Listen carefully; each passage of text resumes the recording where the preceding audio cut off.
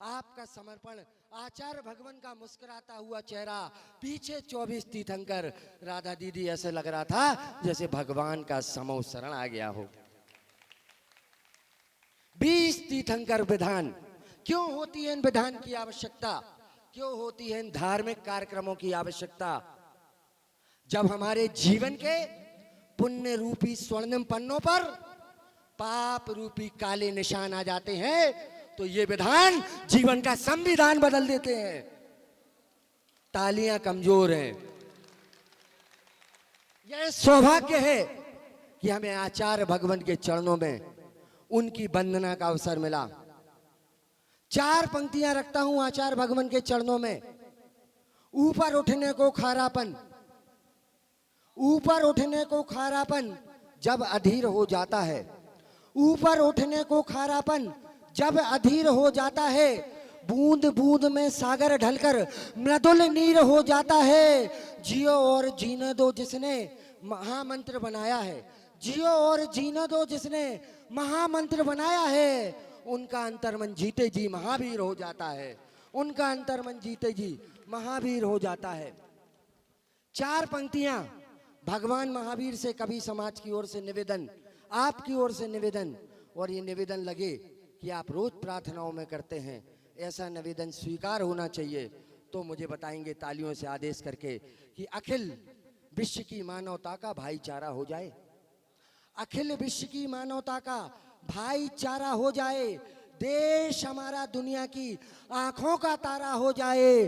भगवान महावीर भगवान हमारी, महावीर भगवान हमारी इतनी सी विनती तुमसे, और सदव्यवहारी शाकाहारी मुल्क हमारा हो जाए, सदव्यवहारी शाकाहारी मुल्क हमारा हो जाए, सदव्यवहारी शाकाहारी मुल्क हमारा हो जाए। और भैया हो गए अपन, अब आगे आ जाओ तनक। नहीं लाल तुम ही से कह रहे, इतनी से नहीं, नहीं आराम से बैठो थे। अब भाई अपन तुम भी एक सम्मान करें, बहन जी आप भी बैठी हो, बैठ जाएं। बहुत बढ़िया, बहुत बढ़िया कवि सम्मेलन जाएगा। एक निवेदन मेरा है, इस कवि सम्मेलन में हम कवियों अपने शब्दों की आराधना करते हैं, कल्पना से कविता की यात्रा तय करते हैं, शब्द शब्द को सजाते हैं, रात रात भर जागते हैं, तब अंतस से प्रस्फुरित होकर कविता होती है मेरे दोस्तों।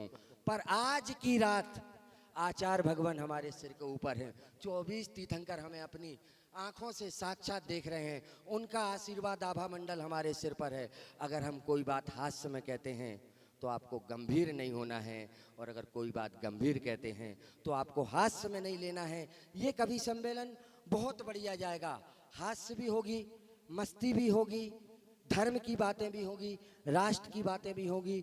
देश और दुनिया के बड़े बड़े कवि यहाँ पर आए हैं। मैं उनका एक जो कि हमारी शाश्वत परंपरा होती है, स्वस्थ परंपरा होती है, हम पहले कवियों का परिचय कराते हैं, फिर जो हमारा आदर्श नियम है कवि सम्मेलन का, उसके अनुसार हम कवि सम्मेलन प्रारंभ करेंगे। मैं आपको एक परिचय कराता हूँ। लोग कम हैं, आपको कम दिख रहे होंगे। मैं 20 लोगों के बीच में कविता भी पढ़ा हूँ, और 15 साल की यात्रा में 20,000 लोगों के बीच में भी पढ़ा हूँ। पर मैंने जो आज तक सीखा राधा दीदी भैया, मैंने हमेशा ये सीखा, ये महत्वपूर्ण नहीं होता लोग कितने थे, ये महत्वपूर्ण होता है लोग कैसे थे। ये सुनने वाले लोग हैं साहब, तब जाके मैं परिचय कराता हूं। डॉक्टर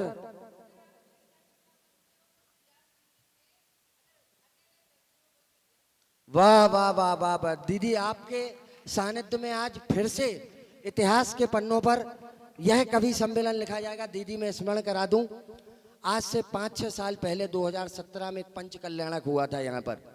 उस पंच कल्याणक में मैं टीम लेकर आया था, संयोजन का अवसर मुझे मिला था, पूरी टीम यहाँ पर थी और बहुत भीड़ थी। लेकिन जहाँ मैंने कहा ना भीड़ होती है, आवश्यक नहीं वहाँ नीड़ हो। अभी एक परसों नरसों कवि सम्मेलन पड़ा था, 8 लोग थे। अमित भाई उस कवि सम्मेलन में थे, कहने लगे अखिल भाई 8 हैं, क्या पढ़ेंगे? मैंने कहा अमित भाई हम जन्म लेते हैं, जन्म से लेके मृत्यु का सफर तय करते हैं, और अंतिम समय सिर्फ 4 लोग काम में आते हैं। ये तो 8 हैं साहब, 8 हैं। तो आप इस बात से निर्भर नहीं हो, ये 8 हो 12 हो 16 हो, भीड़ बढ़ जाएगी। मन से सुनना, एक भी नहीं उठना। हम लोग आ गए दूर दूर से, वो इंदौर से आ गए, ये जबलपुर से आ गए, ये ललितपुर से आ गए, वो चंदेरी से आ गया, ये बिटिया राजस्थान से आ गई।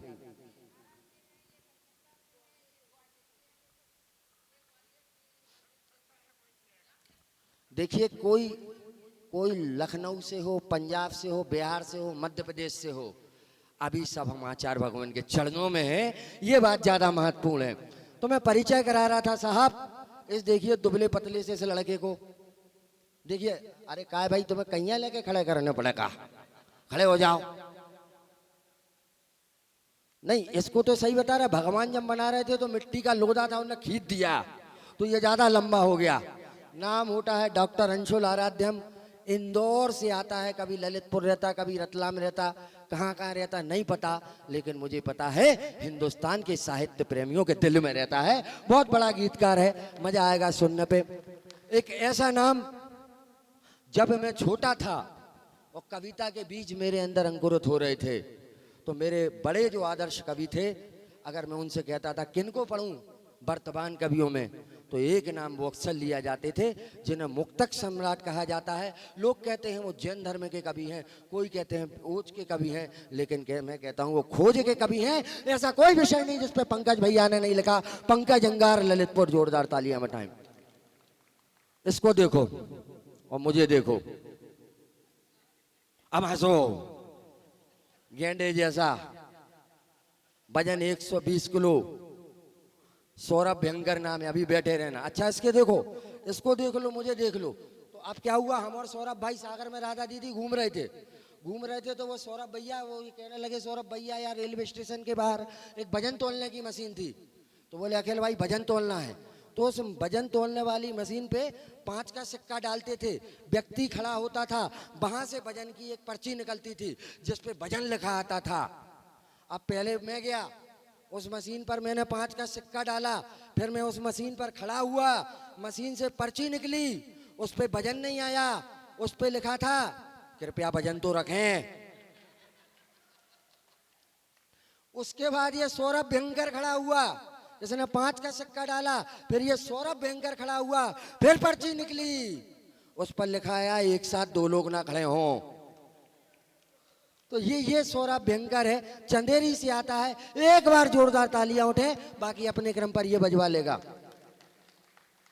संस्कार धानी जबलपुर ताल तलैयों के लिए कहा जाता है, पर एक युवा कवि, एक जैन कवि, हमारे काव्य कुल का गौरव जिसे हम कहते हैं, जिनके गीतों ने पूरे हिंदुस्तान में सफलता का परचम लहराया है। अगर हम कहीं मंचों पर जाते हैं, कहते हैं तुम्हारे जैन कवियों में अच्छे कवि कौन हैं, तो एक नाम हम जो गर्व के साथ लेते हैं वो होता है कवि अमित जैन मौलिक। जबलपुर से मेरे बड़े भैया हैं, मेरे मित्र हैं, और उनको ब्यावर जिला बना, अजमेर आचार्य विद्यासागर जी की खुशबू आती है। उसके पास एक छोटी सी बस्ती होती है ब्यावर, तिल की पट्टी के लिए प्रसिद्ध है। मुनि विरंजन सागर जी महाराज मेरे गृहस्थ जीवन के भाई थे। आज से 6 महीने पहले इस बिटिया से मेरा परिचय कराया और एक जवाबदारी दी। हम दिगंबर और श्वेतांबर समाज के लोग हमेशा इस बात का याद रखते हैं कि कुछ भी हो, आखिर हम माँ जिनवाणी की संतान है, हम दोनों एक हैं। और ये श्वेतांबर समाज से आती है, तेरा पंथ से बिटिया, दिसंबर से लगातार मेरे साथ मंचों पर है। इन दिनों सर्वाधिक वायरल हो रही है। जब आप इसकी कविता पढ़ेंगे तो आपको खुद आ जाएगा, मोबाइल पर और फेसबुक पर इसकी मैंने कविता पढ़ी है। जोरदार तालियां बजाकर बहन सलोनी बटेबरा के लिए स्वागत बनाए। अब आपके नगर में 5वीं बार में आया हूँ।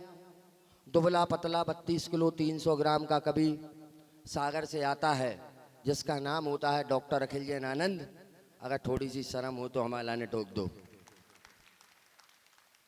ये देखो बच्चा नहीं बजा रहा, देखो बेटा ताली बजाइयो, कैसे माँ साहब ने कही हमसे तुम्हारे, हमारे जो स्टूडेंट ताली बजे हम उनको पास कर दें, तो बिल्कुल जम से बजाइयो। अच्छा आजकल क्या है, बच्चे बड़े टैलेंटेड हो रहे, इतने टैलेंटेड हो रहा है, इतने टैलेंटेड हो रहा है, इतने टैलेंटेड हो रहा है कि पता ही नहीं। अच्छा बच्चे ही नहीं पैदा हो रहे आजकल तो सौरभ भाई, आजकल तो सीधे बाप पैदा हो रहे। नहीं नहीं मैं सही बता रहा हूँ, बहुत टैलेंटेड बच्चे हैं। अब वो एक बंडा का बच्चा, अब वो क्या है, एक बार एक इंटरव्यू हुआ तो वहाँ पे मुंबई में इंटरव्यू चल रहा था, तो तीन जगह से 3 स्टेट से बच्चे आए। एक गया वो बिहार का, एक गया उत्तर प्रदेश का और एक गया बंडा का, बिल्कुल एक जैसा। एक बिहार का था, एक उत्तर प्रदेश का था और एक बंडा का एक जैसा था। तो अब वो इंटरव्यू लेने वाले ने पूछा 3 लोग हैं और 1 सीट है। तो उसने कमरे में वो इंटरव्यू ले रहा था, उसने तीनों को लाइन में खड़ा किया और कहा कि देखो जो भी कमरे के अंदर आएगा वो सबसे कम शब्दों में कहेगा क्या मैं अंदर आ सकता हूँ, उसका मैं सिलेक्शन कर दूंगा। सबसे पहले बिहार वाला दरवाजे की चौखट पे गया और उसने बोला मे आई कम इन, उसका सिलेक्शन नहीं हुआ। फिर वो उत्तर प्रदेश वाला गेट की चौखट पे गया और उसने बोला क्या मैं अंदर आ सकता हूँ, उसका भी सिलेक्शन नहीं हुआ। अब आप अपने बंडा के बेटे का उत्तर सुनना और पसंद आए तो इसके सम्मान में बजाकर कभी सम्मेलन प्रारंभ कर देना। अब ये बंडा का एक जैसा लड़का गेट पर गया, इसने उस इंटरव्यूअर को देखा और कहा घुसेगा। तो ये साहब ये मस्ती है, ये मस्ती होती। अच्छा ए दादा, नहीं वैसे तो तुम आसाराम बापू से लग रहे हैं हमें, और जब टोपी मोपी फंसा ली तो लगे तुम्हें भाई तिहाड़ से छूट के आए, है ना। ऐसा ही मुस्कुराते रहियो, बजाते रहियो। हम सही बता रहे, कच्छू नहीं होना, बिल्कुल आराम से गुदगुदाओ, कोई पैसा नहीं लग रहा, कोई जो तो देखो सो रहो का है, हाँ नहीं जग रहा है। एक और दादा बैठे तौलिया वोलिया डाले नीली शर्ट में, भाई साहब सचिन नाम है का आपको? अच्छा धर्मेश, हम सोच रहे थे सचिन हो कोई, नहीं अंजू वाले नहीं, क्रिकेट वाले कह रहे हैं, है ना। बिल्कुल टेंशन वेंशन नहीं, लोग बैठे हैं एक और पीछे बैठे। और देखो ये बहन जी, देखो बड़ा मेरी बहन जी हमें बहुत देर से घूर रही। तो भाई साहब एक कवि सम्मेलन में थे, तो एक बहन जी ऐसे ही बैठी थी, वो मुझे देख के बहुत देर से घूर रही थी। तो मैंने कहा बहन जी बहुत देर से हमें कहाँ घूर रही। अब बहन जी का उत्तर सुनना और मजे लेना। मैंने कहा बहन जी बहुत देर से हमें कहाँ घूर रही। बहन जी बोली भैया तोरी शकल मोरी सास से मिला। तो ये हास्य और मस्ती की बातें होती रही लाई। अच्छा ये भी नहीं, ये तो हमारी चाची हमन से कचू नहीं के। वो देखो एक बेटे चश्मा लगाए। अच्छा मैं अमित भैया देखो बहुत बढ़िया चश्मा लगाए। हमने अमित भैया से कही अमित भैया चश्मा मत लगाया करो। कहला क्यों? हमने कहा अमित भैया चश्मा लगाते हो तो उल्लू से दिखते हो। अब अमित भैया का उत्तर सुनो। मैंने कहा अमित भैया चश्मा मत लगाया करो, उल्लू से दिखते हो। अमित भैया बोले नहीं लगाए तो तुम गधे से दिखते हो। तो ये हास्य और मस्ती की बातें है साहब, होती रहेगी। कैमरे वाले फोटो मोटू खींचते रहियो आराम से, और एक आध हमें भी दे दी।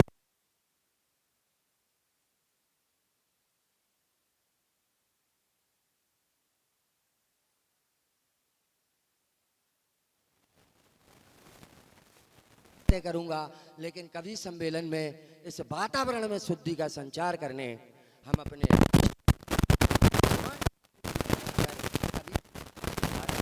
करते हैं। शुरुआत करने के लिए हमारी छोटी बहन ब्यावर से आती है कवित्री सलोनी भट्टे जो की वंदना करना चाहूंगी, सुने। हाँ स्वागत। जैनम तीर्थंकर वीर प्रभु वंदन तेरे चरणों में रहे। जैनम तीर्थंकर वीर प्रभु वंदन तेरे चरण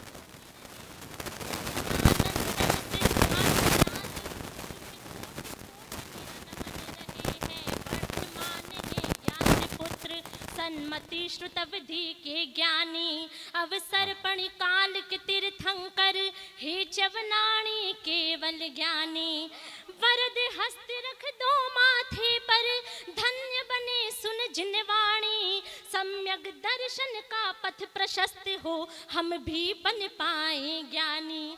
जैन जैन मंच पर काव्य पाठ हो, जैन मंच पर काव्य पाठ हो और धर्म की बाढ़ बहे। महावीर प्रभु का युगो युगो तक अविनाशी जयनाद रहे, अविनाशी जयनाद रहे। पंक्तियां पढ़ती हूँ मेरी ओर से, आप सभी की ओर से, संपूर्ण विश्व की ओर से भगवान महावीर से कुछ मांगना चाहती हूँ। कामना की पंक्तियां पढ़ती हूँ, सुने। कि तुम 4 तीर्थ के संस्थापक, सबको सद्गुण का स्थापन दो। तुम चार तीर्थ के संस्थापक, सबको सद्गुण का स्थापन दो। हे पंचशील सिद्धांत के दाता, युग धारा में प्राण भरो। आगम ग्रंथों में ज्ञान तुम्हारा अंधकार को दूर करे। तुमसे प्रदत्त शिक्षाएं जनमानस में ज्ञान प्रवाह करे। हे महावीर अति वीर प्रभु, क्या मांग रही हूँ भगवान से। हे महावीर अति वीर प्रभु, हे कृपानिधि अब कृपा करो। कोई ना दुख का भागी बने, शुभ कर्मों का संचार करो। कर दो ऐसा उपक्रम, कर दो ऐसा उपक्रम। हर मानव मानस में धन निर्धन अमीर, सब कामन हो जाए पवित्र। सब क्लेश मिटाकर भीतर से, सब क्लेश मिटाकर भीतर से, तेरा सुमिरन सुबह और शाम रहे। महावीर प्रभु का युगो युगों तक अविनाशी जयनाद रहे। अविनाशी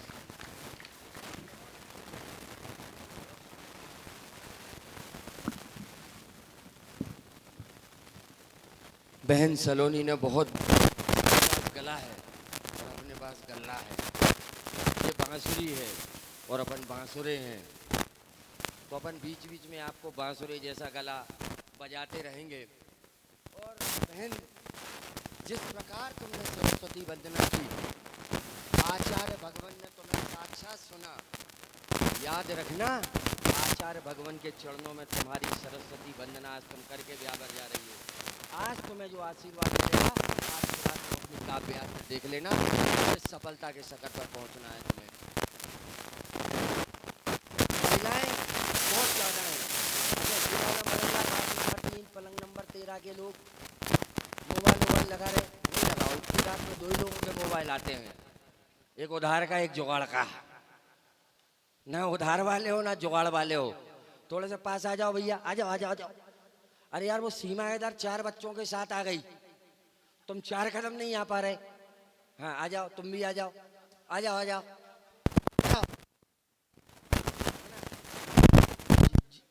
हाँ, मैं देख रहा वो नाखून जब से खा जा रहा, पूरा ही खा जाओगे, है ना। नहीं, अपन को नाखून वाखून नहीं खाने।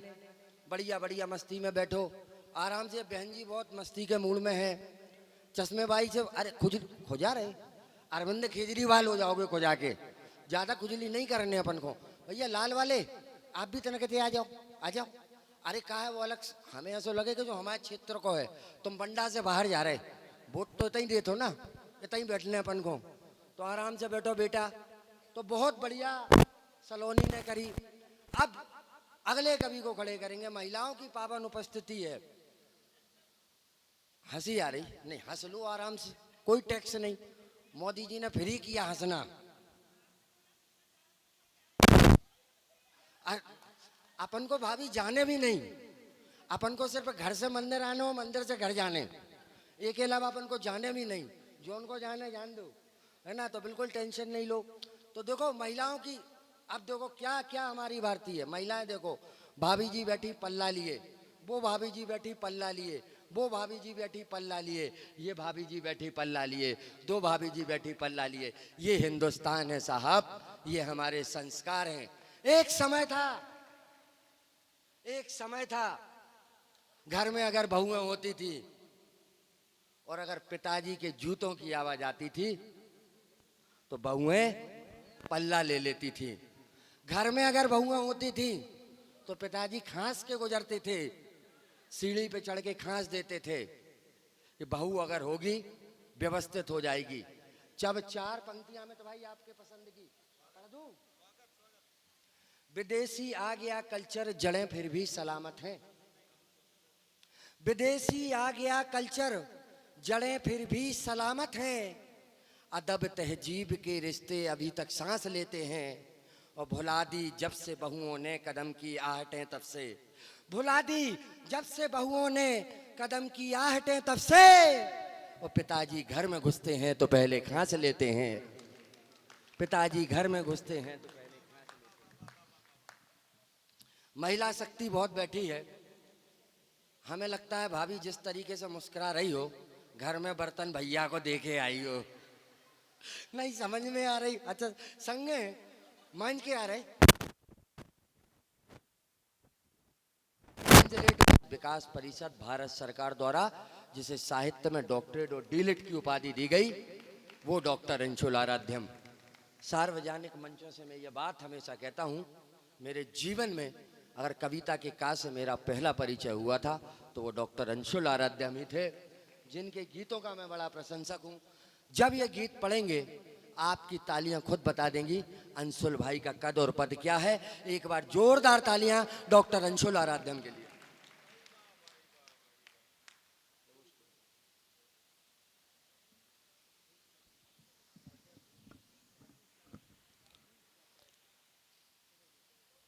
देवादिदेव एक हजार आठ श्री आदिनाथ भगवान के पावन चरणों में नमोस्तु करता हूँ।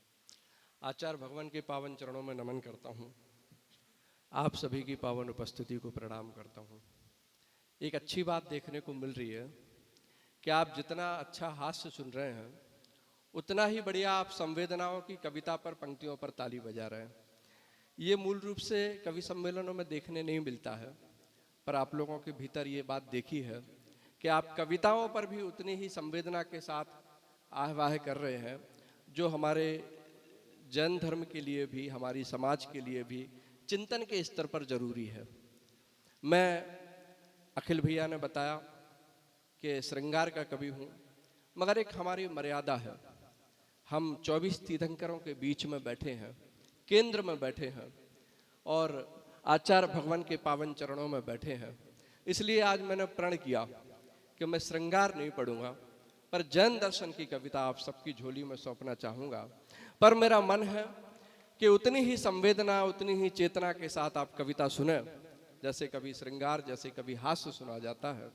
एक निवेदन मेरा है कि कविता पढ़ूं तो आपस में बातचीत ना करें, क्योंकि मैं सुबह 4 बजे निकला था उधर इंदौर से और शाम को 4 बजे सागर पहुंचा, फिर इधर आया। मतलब कहें कि थकान की चरम सीमा जिसको कहते हैं वो है। पर आप सबका मन देखकर कुछ अच्छी पंक्तियां रखना चाहता हूं।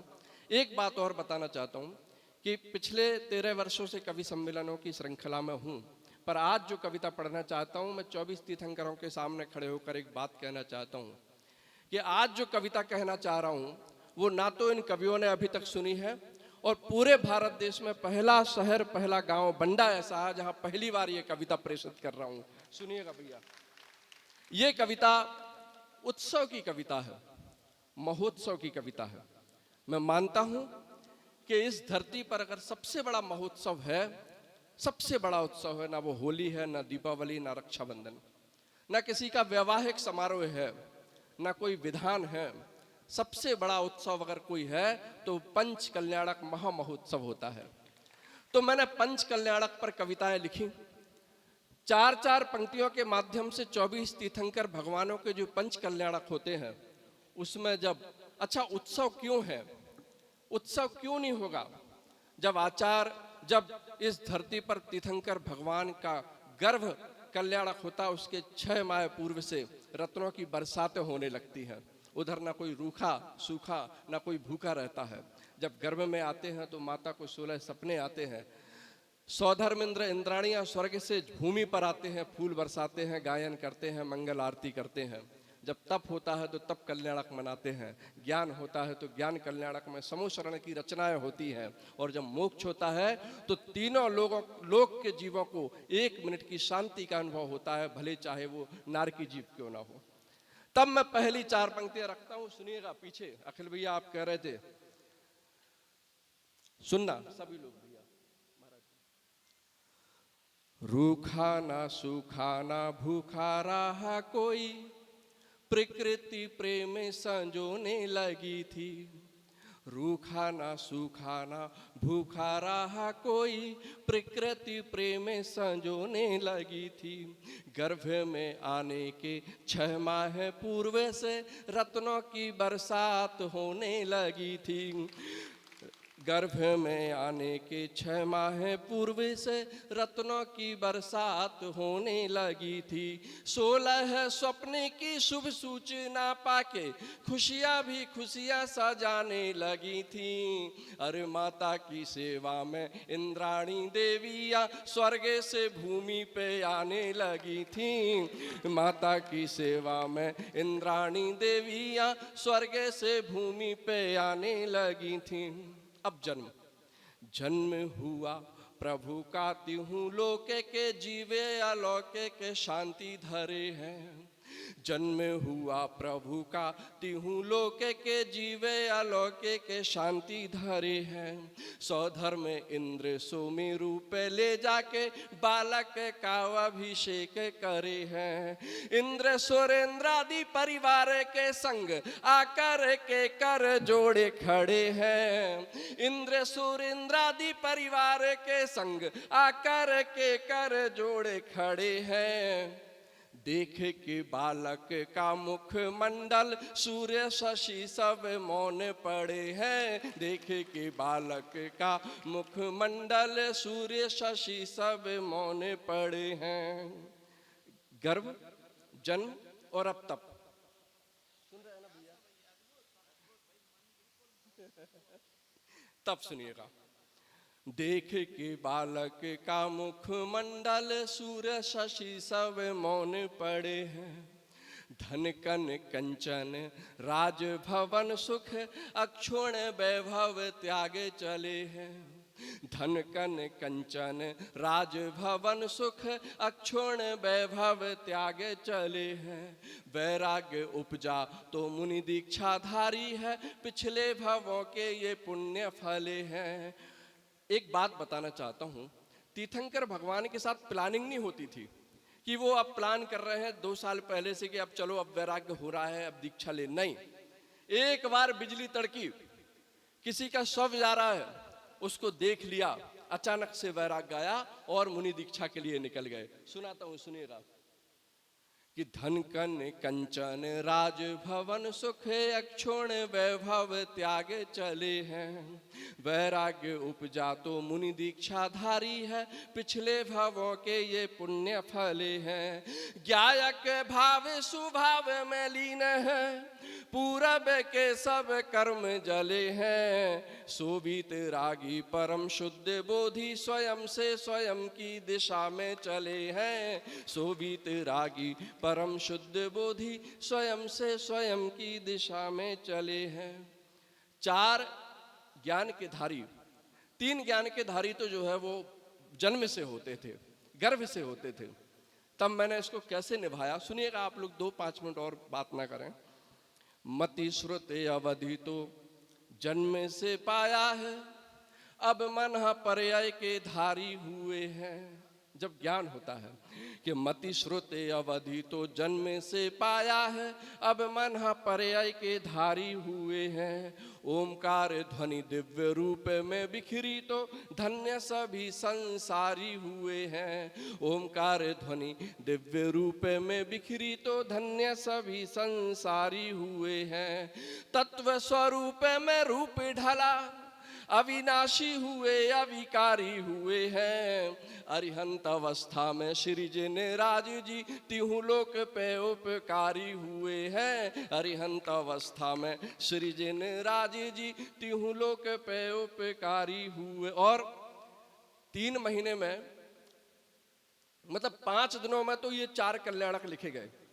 पर अब मोक्ष की बात थी, और मोक्ष तो आसानी से होता नहीं है। अब मेरे अंदर ये प्रश्न था, मैं आपको बताना थोड़ा जरूरी भी समझता हूं कि मैंने किन विशेष परिस्थितियों में ये लिखा।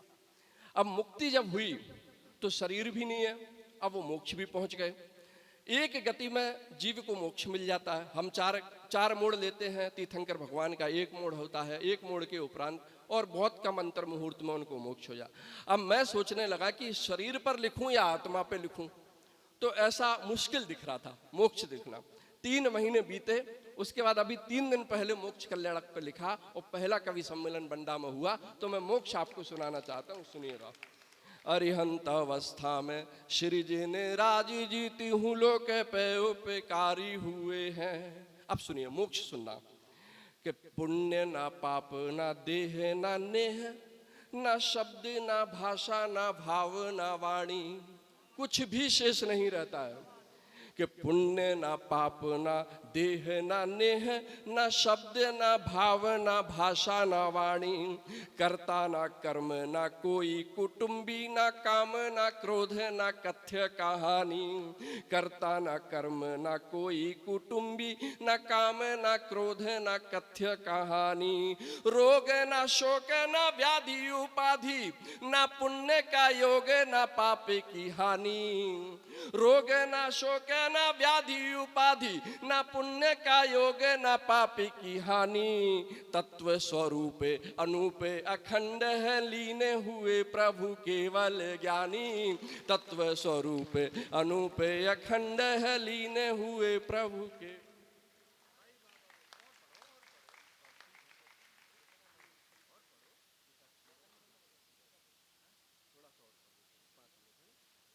बदले नयन नीर हो जाता है, भावों के परिणामों से राजा फकीर हो जाता है, क्रोध अगर करुणा में बदले नयन नीर हो जाता है, भावों के परिणामों से राजा फकीर हो जाता है, अगर अहिंसा की कुछ बात दिल में पैदा हो जाए, हिरण चीरता हुआ सिंह भी महावीर हो जाता है, हिरण चीरता हुआ सिंह भी महावीर हो जाता है।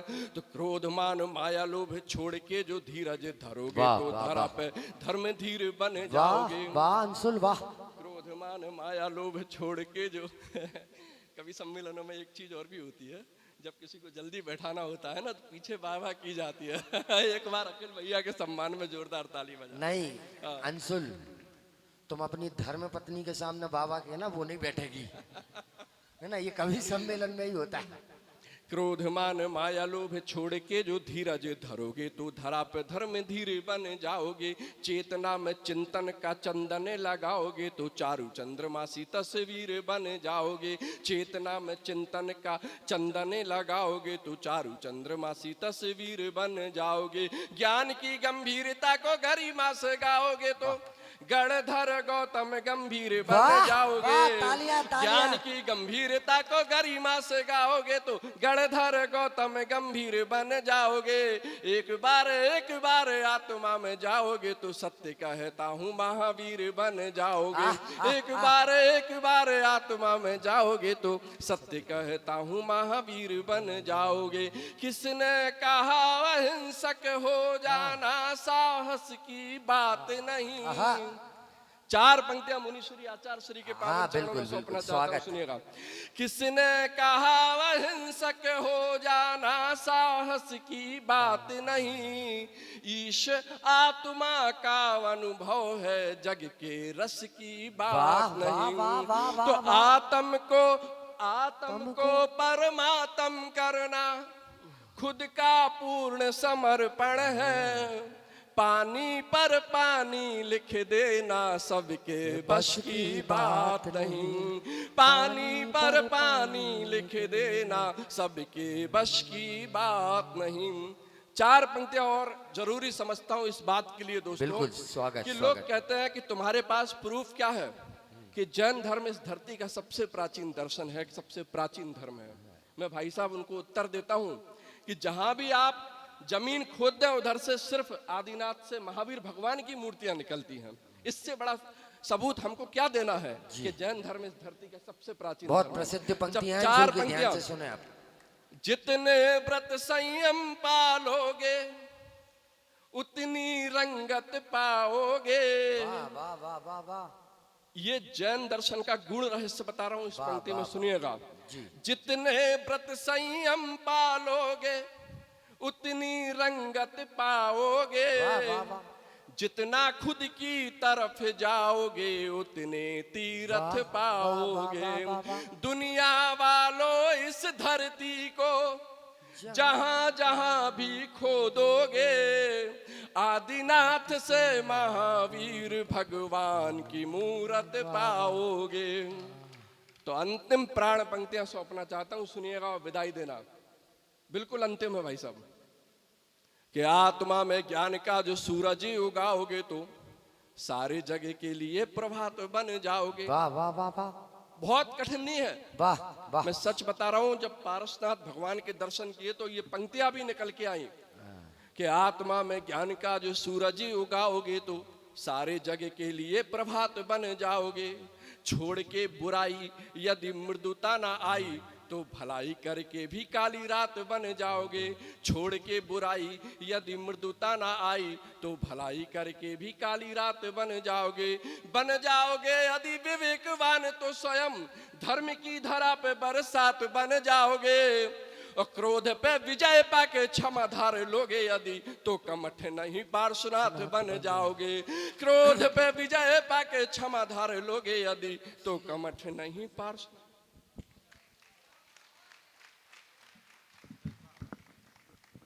बहुत बढ़िया अंशुल, तुमने पूरे वातावरण में कविताओं का जो पान हम सबको कराया, ऐसे लग रहा था भाई आदि पुराण समय पार समय सार सबका सारांश अपनी कविताओं में घोलकर जिनवाणी के सिद्धांतों को हम सबके बीच परोस दिया है। नमन करता हूं तुम्हारी लेखनी को। अंशुल ने एक बहुत बढ़िया बात कही, वो बात चिंतनीय है। अंशुल ने कहा राधा दीदी पूरे कवि सम्मेलन में पूरे जैन हैं, भैया बहन जी भैया। कितने पंच कल्याणक देखे आपने, बहुत पंच कल्याणक होते हैं। 5 दिन में कवि सम्मेलन जरूरी हो गया वहां पर। 500 से ऊपर मैंने जैन मंचों पर टीमें बना दी। एक अनुभव बता रहा हूं, मंदिर में हम और आप 1 रुपए 5 रुपए 10 रुपए 20 रुपए दान पेटी में डालते हैं। अनंत चतुर्दशी के दिन वो पैसा इकट्ठा होता है, उससे पंच कल्याणक होता है, विधान होता है। हम कई बार कवि सम्मेलन कराते हैं, हमेशा कराते हैं। ऐसे कवियों को बुला लेते हैं जो इस पैसों को घर ले जाकर मांसाहार का सेवन करते हैं, मदिरा पीते हैं। उसका दोष किसे लगता है? हम और आपको लगता है। तब जाके हम जैन आयोजकों की ये प्राथमिकता होनी चाहिए। रिकॉर्डिंग हो रही है, सोच रहा था बोलूंगा ना बोलूं, लेकिन बोलूंगा। एक संकल्प लिया मैंने, ये बात अमित भैया और अंशुल भैया जानते हैं, और ये संकल्प सबको लेने की जरूरत है। कोशिश करिए हमारे जैन आयोजनों में, जब हमारे पास हमारी जैन इतनी अच्छी प्रतिभाएं हैं तो दूसरों की बुलाने की आवश्यकता क्या है? क्या है जैन समाज और क्या है जैन धर्म? अरे साहब, हम वो हैं जो हिंदुस्तान में सबसे ज्यादा टैक्स भरते हैं। अरे साहब, हम वो हैं, आप किसी होटल में चले जाओ, 5 स्टार होटल में चले जाना, फ्लाइट के अंदर चले जाना, तमाम मेनू होंगे, लेकिन बगल में लिखा रहेगा जैन थाली। ये आपकी पहचान है। लेकिन क्या हो रहा हमारे साथ? हमारे तीर्थों पर कब्जा हो रहा, हमारे भगवानों को, हमारी प्रतिमाओं को। क्रोध की बात है, हमें चेतना होगा, हमें जागना होगा।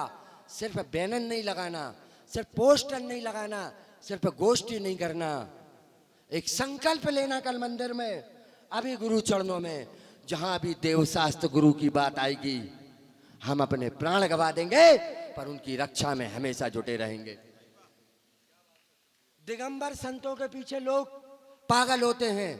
लोग कहते हैं यार तुम लोग, हम लोग प्रतिमाओं को, पुराने समय के भगवानों को पूछते हैं, तुम लोग नग्न देह के पीछे इतना क्यों पागल होते हो? वो हमको पागल कहते हैं।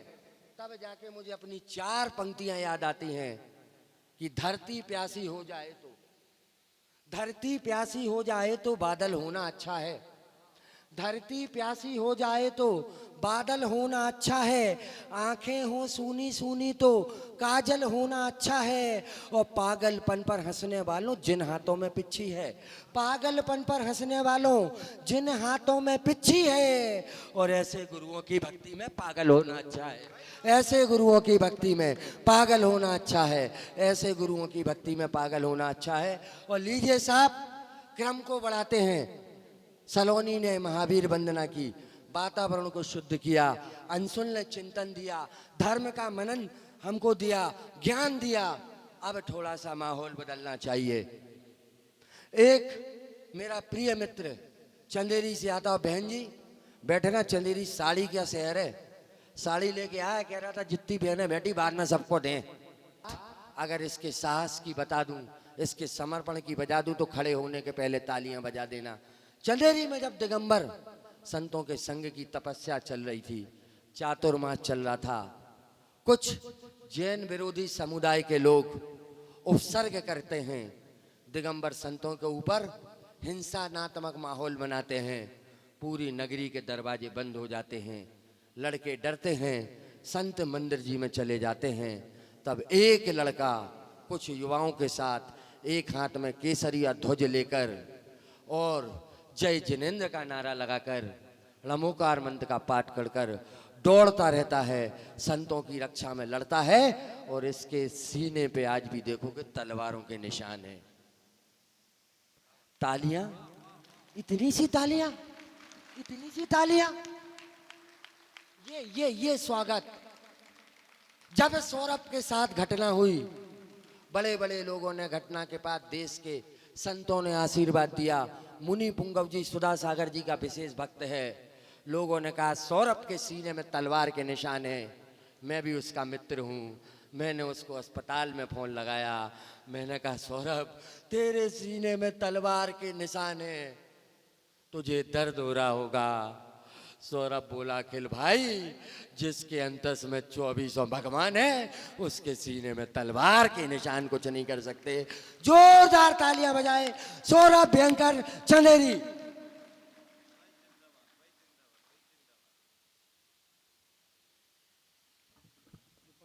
इबादत क्या होगी, और जिस इंसान के सर पर हाथ हो गुरुवर का, मित्रों से जिंदगी से भला शिकायत क्या होगी।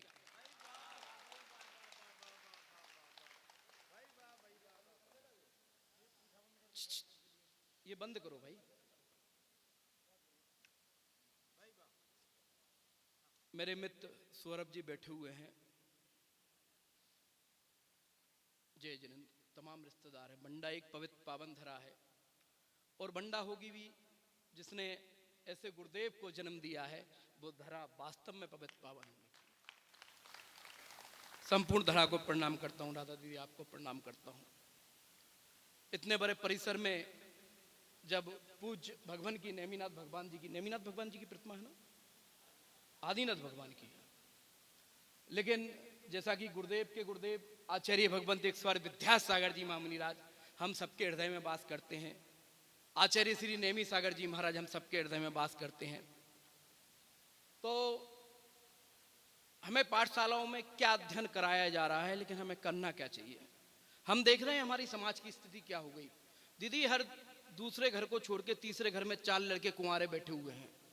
हमने बहुत विशाल मंदिर बना लिए, जिनालय बना लिए, 1000 की जैन समाज बंडा नगर में है, लेकिन हमें अफसोस है कि इस जगह पर कितने लोग उपस्थित हैं। ये धार्मिक कार्यक्रम है। हम अपने अंदर काफी मन के अंदर घृणाएं भरकर बैठ चुके हैं। समाज को जगह जगह से हम काट रहे हैं, हम तोड़ रहे हैं। मुझे याद है 2013 में पूज्य गुरुदेव अभय सागर जी, प्रभास सागर जी, पूज्य सागर जी महाराज का जब चंदेरी में चतुर्मास था, उस समय की तलवार की जब भाई घटना बता रहे थे, लेकिन मेरे साथ उस समय कम से कम 300 लोग थे। लेकिन साहब जब तलवार हम में लगी, जब 3 लोग बचे रहे थे। हम अपने आप को बड़ा बलशाली बताते हैं साहब, हम क्षत्रिय कुछ नहीं है। जैन समाज की औकात कुछ भी नहीं बची है, क्योंकि हमारे अंदर एकता खत्म हो चुकी है, नष्ट हो चुकी है। यार मतलब हमारे यहाँ कर्मचारी है, वो कर्मचारी के 8 औलादे हैं, हमारे 2 बच्चे और 2 ही अमेरिका पढ़ने जा रहे हैं। अमेरिका में उनके पैकेज के बाद उन्हें पता नहीं हमारे बम बताई की स्थिति क्या होगी, कब आप मर जाओगे, आपकी अर्थी को कंधा देने भी नहीं आएंगे, क्या उस पैसे का करोगे क्या आप लोग? कोई भी साधु आके मतलब अभी मैं देख रहा था कि बोल दिया कि दिगंबर नंगे होते हैं। यार हम लोग सुन रहे हैं सम्मेद शिखर जैसे मुद्दे को, गिरधार जी जैसे मुद्दे को और तमाम क्षेत्रों को हमने कैसे छोड़ दिया। सिर्फ हम अहिंसक के साथ साथ नपुंसक भी हैं, ये मैं कह रहा हूं। हमने अपने क्षेत्रों को छोड़ दिया, हमने ध्यान नहीं दिया, कोई ने भी आके कुछ भी कह दिया।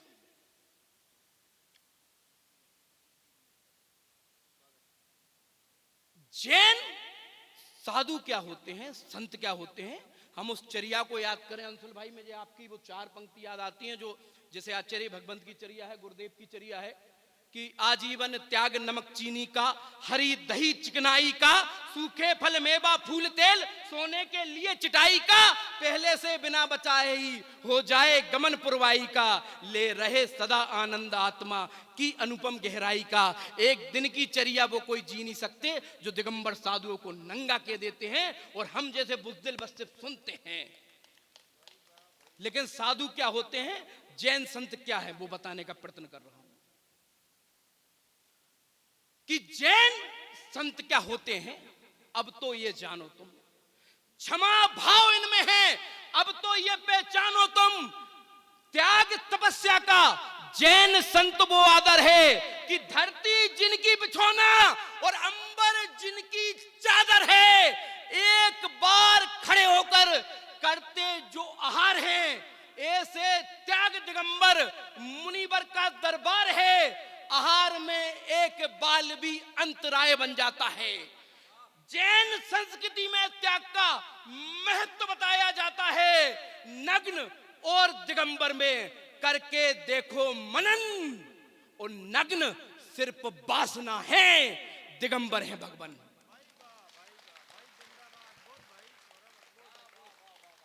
क्या दिगंबर साधु होते क्या? नग्न सिर्फ वासना है, दिगंबर है भगवान। मैं आपकी अंशुल भैया स्वाध्याय को प्रणाम करता हूँ। आपकी शादी नहीं होती, मुझे पता है, ब्रह्मचारी व्रत ले लेते, आज आप भी कोई शादी हो रहा है तो पूरा मर्यादित हो। बाकी हास्य के लिए भी मैं सब चीज़ों के लिए जाना जाता हूँ, लेकिन मेरा जो तेवर है गुरुदेव के चरणों में पहली बार कुछ सत्य मतलब जो अंदर से जो उद्गार निकल रहे हैं उनको कहने का प्रयत्न कर रहा हूँ कि चुभन धरती की जो चुप कर कि कंकड़ बोल देता है, जुबा बारूद के जैसे कि बंकर बोल देता है। वतन की शान में कोई मैं गुस्ताखी अगर देखूं, धर्म की शान में कोई मैं गुस्ताखी अगर देखूं, मुनि की शान में कोई मैं गुस्ताखी अगर देखूं, तो सौरभ मौन रहता है, भयंकर बोल देता है। जरा सिद्धांतवादी हूं, गलत कहने से डरता हूं, गलत हो तो भयंकर रूप को धरने से डरता हूं। सिकंदर हो धुरंधर हो, कोई भी सामने हो सच, ना मैं कहने से डरता हूं ना मैं मरने से डरता हूं।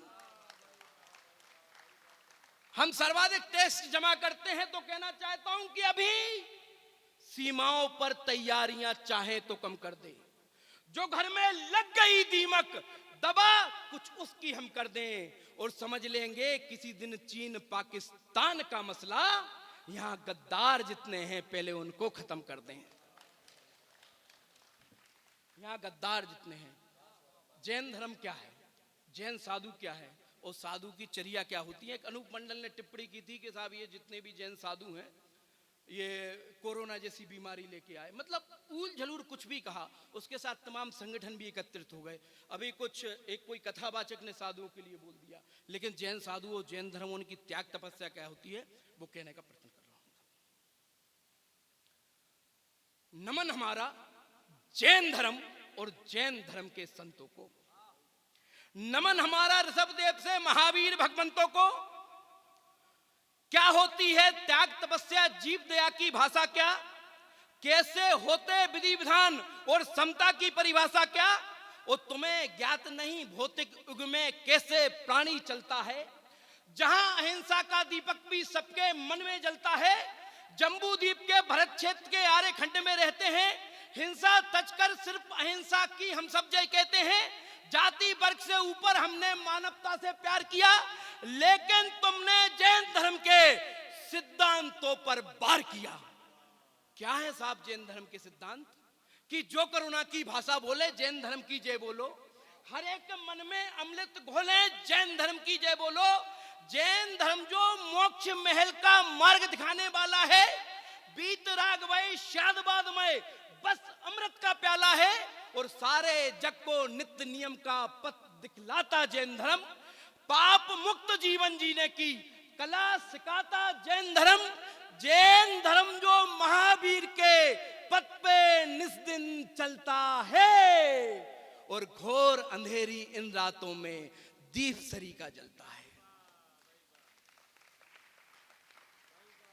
क्या है साहब जैन धर्म? जैन धर्म जो नई भोर की आभा जैसा उज्जवल है, संयम से महकाने वाला जैन धर्म एक संदल है। जैन धर्म एक जीवन दर्शन है, जीवन पर भार नहीं, और कोई इस पर दाग लगाए ये हमको स्वीकार नहीं। कोई इस पर दाग लगाए ये हमको स्वीकार नहीं। कोई मंडल अपने मन में कालिक लेकर घूम रहा, भ्रम की मदरा छक्कर पी ली और नशे में झूम रहा। वह मंडल जो खुद बहका है दुनिया को बहकाता है, उल्टे सीधे तत्व न जाने कहां कहां से लाता है। जैन धर्म जो सबकी नैया जग से पार लगाता है, और ये दुनिया को बर्बादी का कारण उसे बताता है। मित्रों, लिखने का प्रयत्न इसलिए किया, 35% के हम भारत देश में टैक्स देते हैं, तो हमें पता है कि हम धर्म बाद में रखते हैं, पहले हम देश को रखने का प्रयत्न करते हैं। जैन धर्म जो सबकी नैया जग से पार लगाता है, ये दुनिया की बर्बादी का कारण उसे बताता है कि देश की अर्थव्यवस्था में भी हर जैनी का सहारा है, और धर्म से पहले हम जैनों को भारत देश प्यारा है। धर्म से पहले हम जैनों को भारत देश प्यारा है, और नाम का सुंदर काम न सुंदर कैसा नाम अनूप है। घायल भाव है मन ये कहता तू दानव स्वरूप है, आज अहिंसा की आंखों से रक्त छलकने वाला है। करुणा पाले दिल ने खुद में कितना गुस्सा पाला है, और इस गुस्से में आग लगी तो पानी पानी कर देंगे। और सुन अनूप मंडल, हम तेरी खत्म कहानी कर देंगे।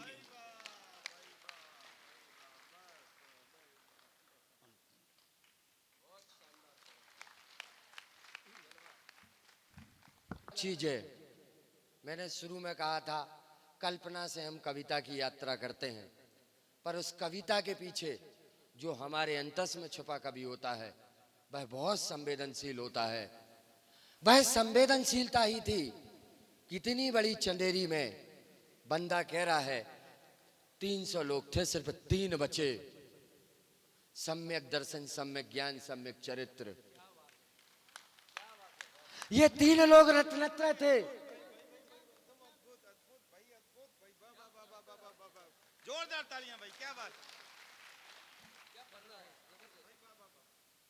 और जब लोग कहते हैं मोक्षगामी होने के लिए, स्वर्गों में जाने के लिए कोई पंच कल्याणक में भाग लेना जरूरी होता है, सुबह अभिषेक पूजन करना जरूरी होता है, या बड़ी बड़ी पूजाएं करना जरूरी होता है, मैं कहता हूं सौरभ भयंकर, जो तुमने किया है स्वर्ग में तुम्हारा रास्ता त्रिदेव ने पक्का कर दिया। और इस क्रम को आगे बढ़ाएंगे। सौरभ भयंकर की गुरु भक्ति थी, अब कविता की शक्ति होनी चाहिए। चंदेरी से हम चले, इंदौर से यात्रा बढ़ी चंदेरी की तरफ, अब थोड़ा सा मध्य प्रदेश में ताल तलैयों के नगर हम चलते हैं। अमित मौलिक, जिसकी भूमिका के लिए मेरे पास शब्दों का अभाव होता है, एक ऐसा गीतकार, एक ऐसा कवि, हिंदुस्तान में आधे से ज्यादा संचालक जिसके गीत और कविता मुक्तकों को कोड करते हैं। अमित भैया के साथ पिछले दिनों भोपाल का भी सम्मेलन में था। एक ऑटो में जा रहा था, ऑटो वाला शायर था, तो हम लोग वहाँ बैठ गए। ऑटो का पेट्रोल खत्म हो गया तो 3-4 लोगों की महफिल जमी। तो अमित भैया मूड में थे, बोले विषय बताओ, कविता हम सुनाएंगे। किसी ने कहा सूरज, इनने कविता सुनाई। किसी ने कहा चंदा, इनने कविता सुनाई। किसी ने कहा, मैंने कहा भैया टायर, इनने कविता सुनाई। ये कविताओं का समुद्र है, ये कविताओं का सागर है। मैं भूमिका उनकी बना सकता हूँ जिनके पैरों के नीचे भूमि नहीं होती। अमित मौलिक ऐसा व्यक्ति है जिसके शीश पर कविता का आकाश खड़ा हुआ है। जब शिखर जी की बात आई, शिखर जी का आंदोलन चला, तब जैन समाज के कवि की एक कविता बहुत वायरल हुई, जिसने शिखर जी के पक्ष में कविता लिखी। आचार्य भगवान, कुछ नेताओं ने, शिखर जी से चिढ़ने वाले लोगों ने अमित मौलिक को फोन किए, गोली मार देंगे, शहर में आके ये कर देंगे, वो कर देंगे, FIR कर देंगे। कुछ मित्रों ने समझाया भी, अमित भाई ये कविता वापस ले लो। अमित भाई ने कहा मर जाऊंगा पर ये कविता वापस नहीं लूंगा। ये वो अमित मौलिक है। और जब ये पढ़ेंगे, इनका तरन्नुम ऐसा है, इनका कंठ ऐसा है, इनकी गीत ऐसी है। हम इन्हें गीतों का हिमालय कहते हैं, हम इन्हें कविताओं की फैक्ट्री कहते हैं। कितने नवोदित लोग होते हैं जो इनके चरणों में बैठकर गीतों का प्रशिक्षण लेते हैं। एक ऐसा जब गीतों का हिमालय हमारे बीच है तो हिमालय भर तालियां होनी चाहिए। कभी अमित मौलिक जबलपुर।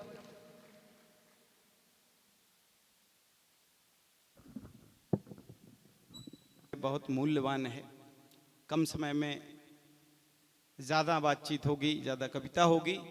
4 पंक्तियां मैं सीधे सीधे वर्तमान शासन नायक महावीर भगवान के शीश चरणों में रखना चाहता हूं और आप सभी को एक गौरव का हेतु भी दे रहा हूं। पंक्तियां रखता हूं, सुनिएगा। कि कुछ को मसीह मिल गए, कबीर मिले। थोड़ा सा इसमें शार्पनेस कर देना है ना, थोड़ा सा बेस कम कर देना। कुछ को मसीह मिल गए, कबीर मिले हैं, गोपाल नानका श्री रघुवीर मिले हैं। कुछ को मिले हैं पीर फरिश्ते जहान के। बंडा वालों बताना चौथी पंक्ति पर कि कुछ को मिले हैं पीर फरिश्ते जहान के, हम सब का मुकद्दर हमें महावीर मिले। हम सब का मुकद्दर हमें महावीर मिले। लोगों ने कहा कि कहाँ जा रहे हो? हमने कहा कवि सम्मेलन। कहाँ है? बंडा में। बंडा में जो आप दया सागर महाराज जी, उनकी महिमा बहुत सुनी है। तो मैंने कहा उनकी महिमा 4 पंक्ति में मैं बताता हूं कि यूं तो सागर सभी निराले हैं, क्षीर सागर की बात और ही है। यूं तो एक हाथ नहीं खाली रहना चाहिए कि यूं तो सागर सभी निराले हैं, क्षीर सागर की बात और ही है, और दुनिया कहती है आपके गुरुवर दया सागर की बात और ही।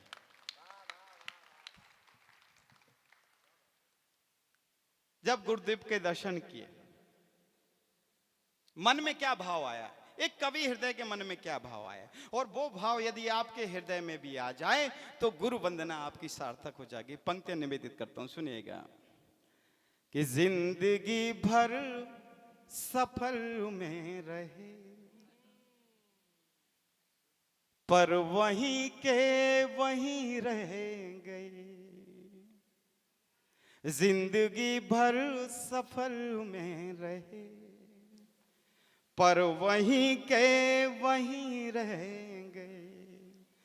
आपको देख कर यूं लगा हम कहीं के नहीं रह गए, कि आप में बात थी इसलिए आप भगवान होते गए। उठाना चौथी पंक्ति को बंडा वालों, कि आप में बात थी इसलिए आप भगवान होते गए, हमने बातें बनाई बहुत, हम यहीं थे यहीं रह गए। हमने बोलो पूज्य गुरुवर दया सागर महाराज की। हमने बातें बनाई बहुत, हम यहीं थे यहीं रह गए। और पूज्य गुरुवर की स्मित मुस्कान, किस किस को गुरुवर की मुस्कान अच्छी लगती है? हाथ उठाएं। कुछ लोगों को अच्छी नहीं लगती क्या? मैंने गुरुदेव के दर्शन किए, उनकी स्मित, उसकी मधुर मधुरम मुस्कान पर बिल्कुल न्यौछावर हुआ। एक छंद का निर्माण हुआ, वो छंद गुरु चरणों में रखता हूं, मंच का ध्यान चाहता हूं। सुनिएगा कि बेजुबान जमी को लूटने में क्या रखा है भाई, बात तो मजे की आसमान लूटने में है। बेजुबान जमी को लूटने में क्या रखा है भाई, बात तो मजे की आसमान लूटने में है।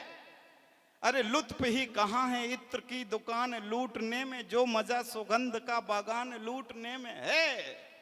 और हीरे और मोतियों में बात वो कहां रखी है, आनंद जो संपदा महान लूटने में है। और क्या मजा है देश के लुटेरो देश लूटने में, जो मजा गुरु की मुस्कान लूटने में है।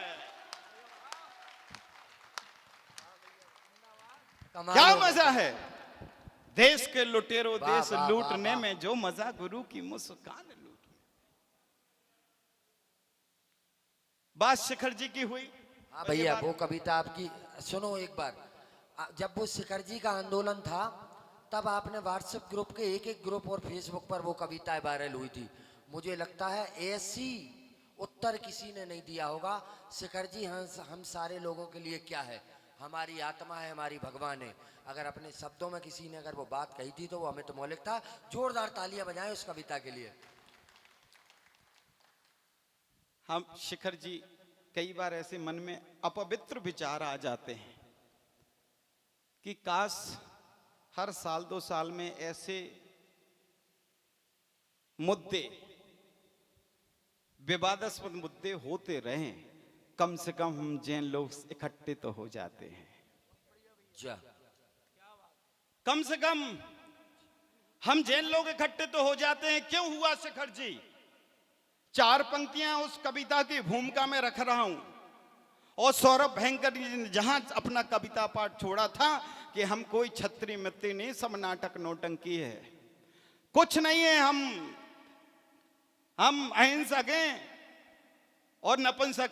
अहिंसक हैं और क्या है, नपुंसक हैं। हम नपुंसक नहीं है, अहिंसक हैं तो नपुंसक नहीं है। लेकिन हमको लगता है ना साहब, कहीं ना कहीं कोई कमी रह गई। पंक्तियां निवेदित करता हूं। जी भैया, स्वागत। कि विरासत सौंपने वाला भरोसा टूट जाएगा, अभी भी हम नहीं बदले मुकद्दर रूठ जाएगा। और तड़प सीने में बाकी हो अगर गिरनार की थोड़ी, तो मिल करके रहो वरना शिखर जी छूट जाएगा। तड़प सीने में बाकी हो अगर गिरनार की थोड़ी, तो मिल करके रहो वरना शिखर जी छूट जाएगा। वो पंक्तियां रखता हूं। क्यों ऐसी स्थितियां आती हैं? पंक्तियां रखता हूं, सुनिएगा, कविता रखता हूं कि पुष्प बांटने थे पर माटी बांट ली। क्यों हुआ ऐसा कि पुष्प बांटने थे पर माटी बांट ली, जियो जी ने दो की पर पाटी बांट ली, धर्म ध्वज छोड़ा और लाठी बांट ली, सेवा भाव छोड़ा कद काठी बांट ली, कहीं दीप बांटा कहीं बाती बांट ली, प्रेम बांटना था पर जाति बांट ली, अपने अपने गुरुओं की ख्याति बांट ली, कुंद कुंद स्वामी जी की पाती बांट ली, कुंद कुंद स्वामी पाती बांट ली, आगु पंथु बादू की ना यूं लगाइए, मेरे प्यारे जैनु बंधु जाग जाइए, मेरे प्यारे जैनु बंधु जाग जाइए, पुष्प बांटने थे पर माटी बांट ली, जियो जी ने दो की पर पाटी बांट ली, धर्म ध्वज छोड़ा और लाठी बांट ली, सेवा भाव छोड़ा कद काठी बांट ली, कहीं दीप बांटा कहीं बाती बांट ली, प्रेम बांटना तपर जाति बांट ली, अपने अपने गुरुओं की ख्याति बांट ली, कुंद कुंद स्वामी जी की पाती बांट ली। आग पंथ बादू की ना यूं लगाइए, मेरे प्यारे जैनु बंधु जाग जाइए, मेरे प्यारे जैनु बंधु जाग जाइए, मेरे प्यारे। एक मुंबई बृहद जैन सभा एक संस्था है, उसने इंटरनल जनगणना कराई जैन समाज की और अपनी रिपोर्ट में लिखा कि 40% जैन ऐसे हैं जो अपने नाम के पीछे जैन ही नहीं लिखते। दरअसल हमें अपना असली संख्या बल ही नहीं पता। तब पंक्तियां रखता हूं कि नाम लिखे जा रहे हैं जैन छोड़कर, कि नाम लिखे जा रहे हैं जैन छोड़कर, सो रहे हैं अपनी उपाधि ओढ़कर, अपनी पद्धति को शिष्टता से जोड़कर। 13 पंक्ति 16 पंक्ति 20 पंक्ति, अरे मिथ्या दृष्टि, गलतियां बहुत हैं।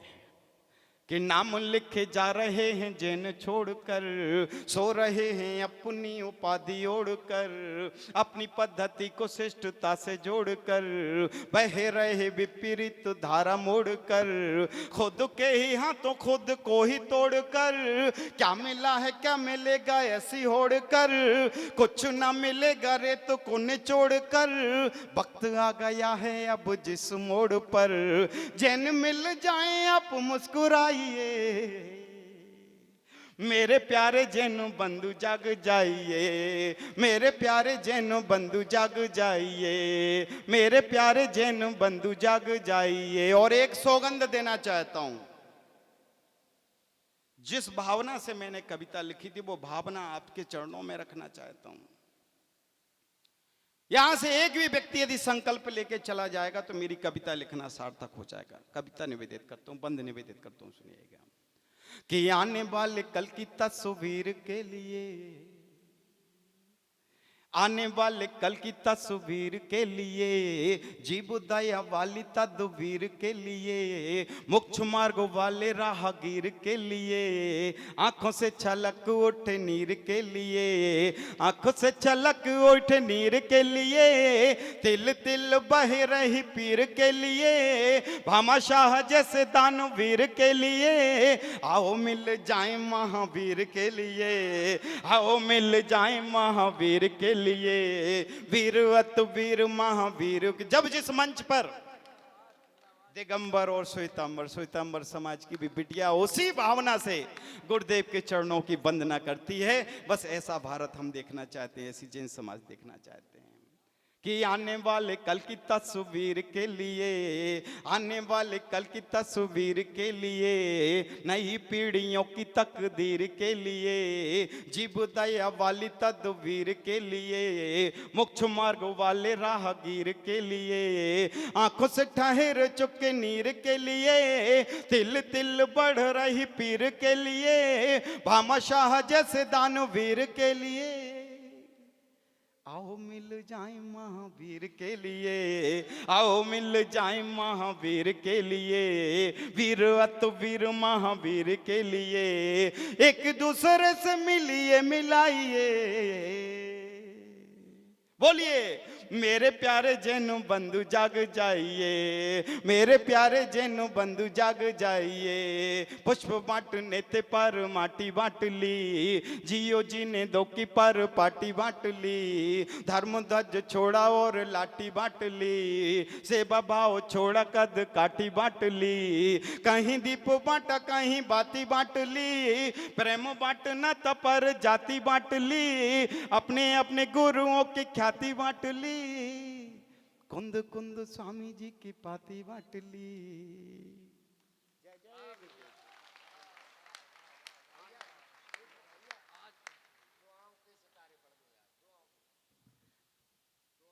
बैठिए भैया। इनके 2-4 मुक्तक हैं। हम लोग तो भूमिका में थे, हमसे बड़े कवि तो अभी बैठे हुए। हाँ, बेटी वाला है दुआओं के सितारे, भैया पढ़ दो। एक आदेश है भैया का, और गुरुदेव 10-15 मिनट और कर सकते हैं हम लोग, आप विराजमान रहेंगे कि ये 4 पंक्तियां सबसे बड़ा सम्मान मुझे मिलता है, और बड़ा कविता कल्याणी का माँ जिनवाणी की कृपा है कि दुआओं के सितारे आसमां से तोड़ लेती हैं।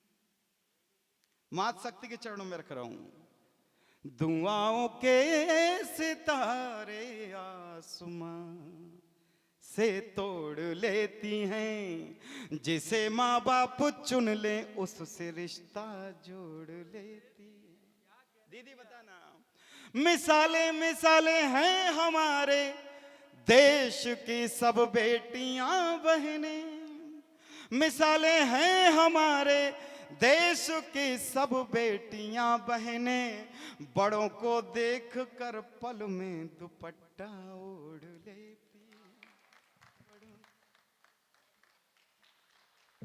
बड़ों को देखकर पल में दुपट्टा ओढ़ लेती हैं। पहले ही हंसने लगे। अच्छा, वैसे ही लग रहे हम, साड़ू भाई तो नहीं लग रहे। हाँ, तो बताइए में लेते हमें। अच्छा, एक निवेदन है, आगे बढ़ूं।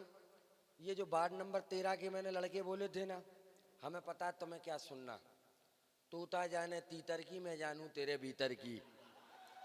हाँ, अब तुम्हारा काम। आओ, इतने आओगे, आ जाओ, इधर आओ, जल्दी आओ। फिर हम देखो, ये मैडम कह रही थी हमसे लिए तरसेंगे, तो हमें एक होना पड़ेगा।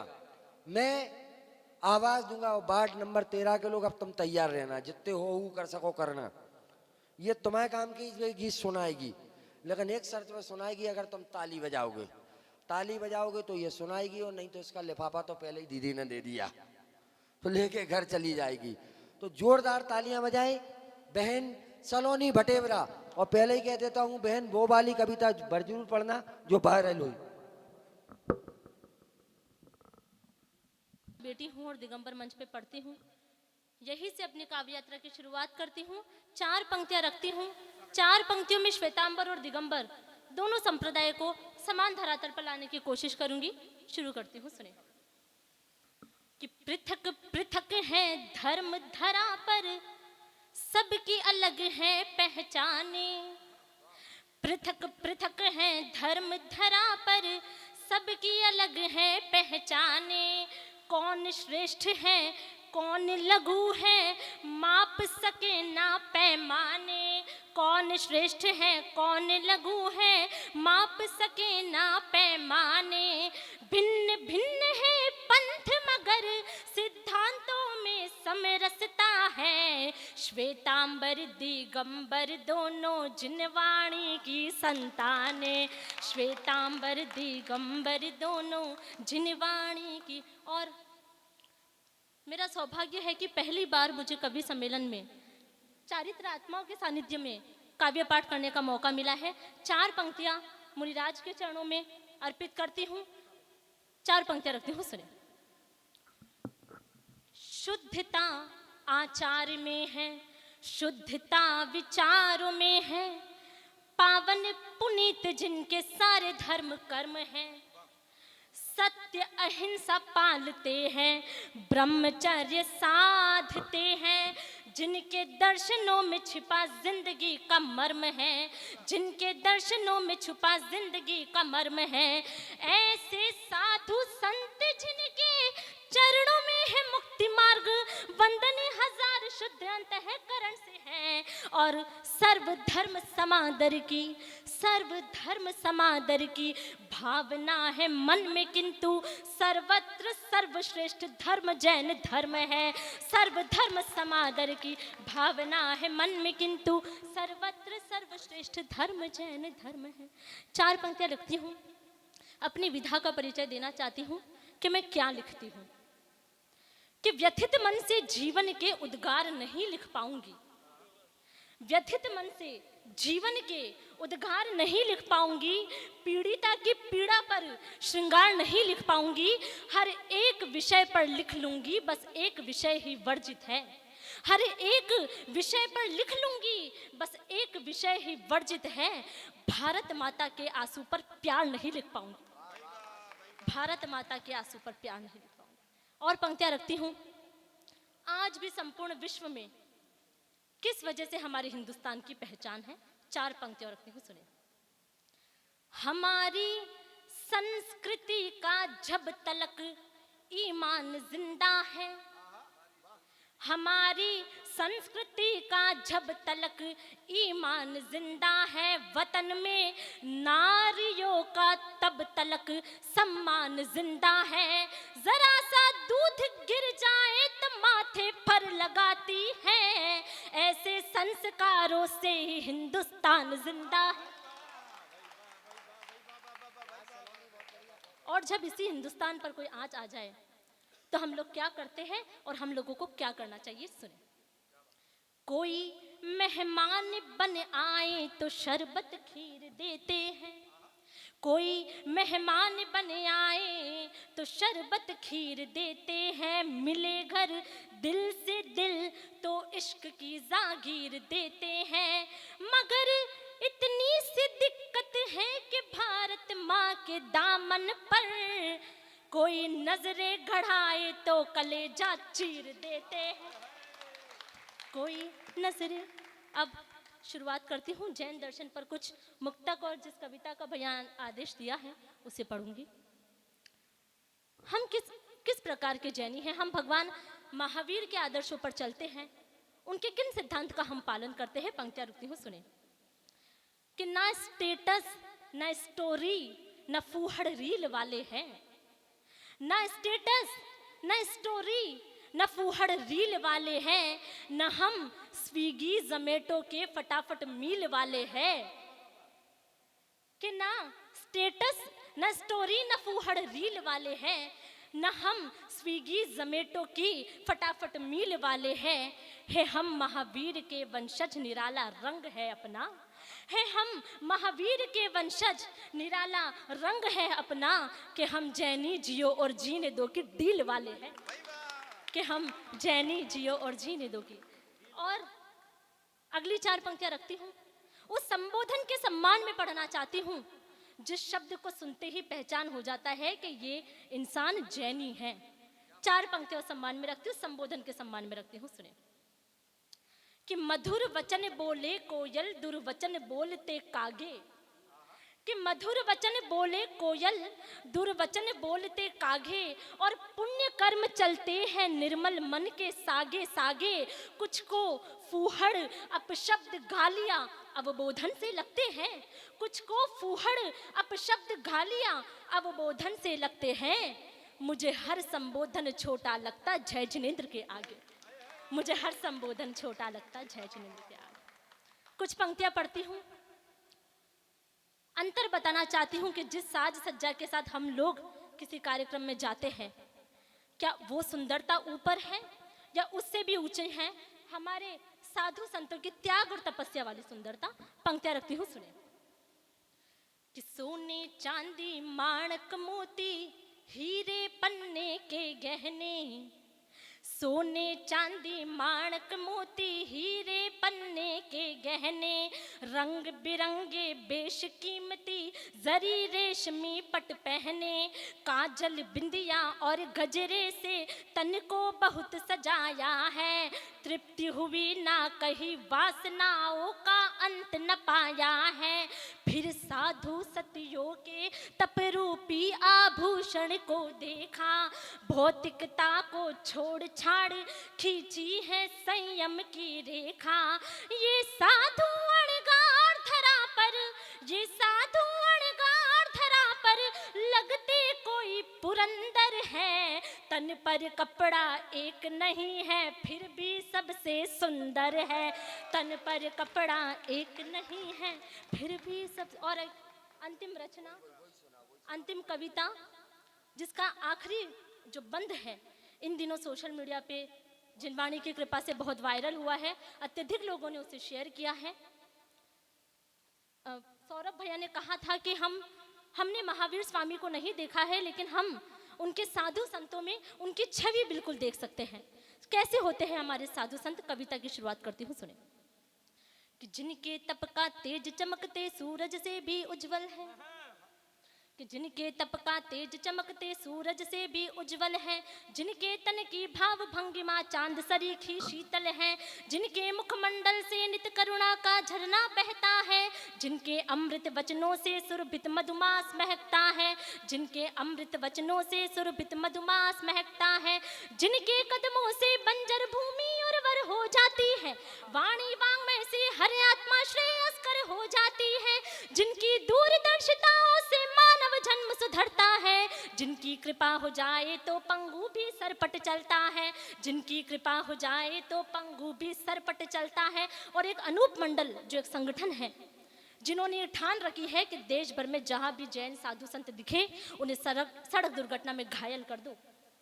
तब मैं कहना चाहती हूँ कि ये जैन साधु संत भगवान महावीर के अनुयायी है। वो भगवान महावीर जिन्होंने अपने जीवन के साधना काल में अनगिनत कष्टों को सहा और तब वो वीर से महावीर बन गए। ऐसे भगवान महावीर के शिष्यों का ये संगठन वाले लोग क्या बिगाड़ लेंगे। तब मैं बताती हूँ भगवान महावीर ने क्या क्या सहा कि ये सब साधु वर्धमान महावीर प्रभु के अनुयायी, महाव्रतों के संपोषक है अरहंतों की परछाई। महावीर जिनके तप की खुद देव परीक्षा लेते थे, दानव मानव यक्ष जानवर पूर्ण समीक्षा लेते थे। महावीर जिसने परिशह को शांत भाव से झेला था, 12 वर्षों तक प्रतिदिन लगता कष्टों का मेला था। महावीर जिनके दोनों कानों में कीले डाले थे, फिर भी रहे अड़िग चाहे गर्मी या बादल काले थे। महावीर जिन चरणों में संगम ने शीश झुकाया था, सर्पदंश से रक्त स्थान पर दूध निकल कर आया था। शूल पाणी सा यक्ष भयंकर जिसको प्रभु ने तार दिया, जो भी आया हत्या करने उन सब का उद्धार किया, जो भी आया हत्या करने उन सब का उद्धार किया। ऐसे वीर प्रभु के शिष्यों का विनाश जो चाहेगा, और जिसने हाथ लगाया उसका सर्वनाश हो जाएगा, जिसने हाथ लगाया उसका। और वो अंतिम पद आपके सामने रखती हूँ जो सर्वाधिक वायरल हुआ। मैं बताना चाहती हूँ ऐसे लोगों को कि जैन साधु संत कभी मरते नहीं हैं, वो देह त्याग कर देवलोक में गमन करते हैं, लेकिन उन्हें मारने वाले जो लोग ऐसी सोच रखते हैं वो कहाँ तक पहुंचेंगे और उन्हें क्या हासिल होगा। अंतिम पंक्तियां इस कविता की प्राण पंक्तियां आप सबके बीच पढ़कर अपना स्थान ग्रहण करूंगी। सुनिए कि जिसने कभी न हिंसा की तुम उन्हें मारना चाहते हो, कि जिसने कभी न हिंसा की तुम उन्हें मारना चाहते हो, क्यों अपने ही प्राणों को संकट में डालना चाहते हो। ये साधु तो देह त्याग कर देवलोक में जाएंगे, तुम बोलो क्या तुम नरकों के दर्द सहन कर पाओगे, तुम बोलो क्या तुम नरकों के दर्द सहन कर पाओगे। और तू है बुद्धिहीन जानवर, किनके साथ तुलना कर रही हूँ कि तू है बुद्धिहीन जानवर, वो जंगल का चीता है, और तू क्या उसको मारेगा जिसने मृत्यु को जीता है, तू क्या उसको मारेगा जिसने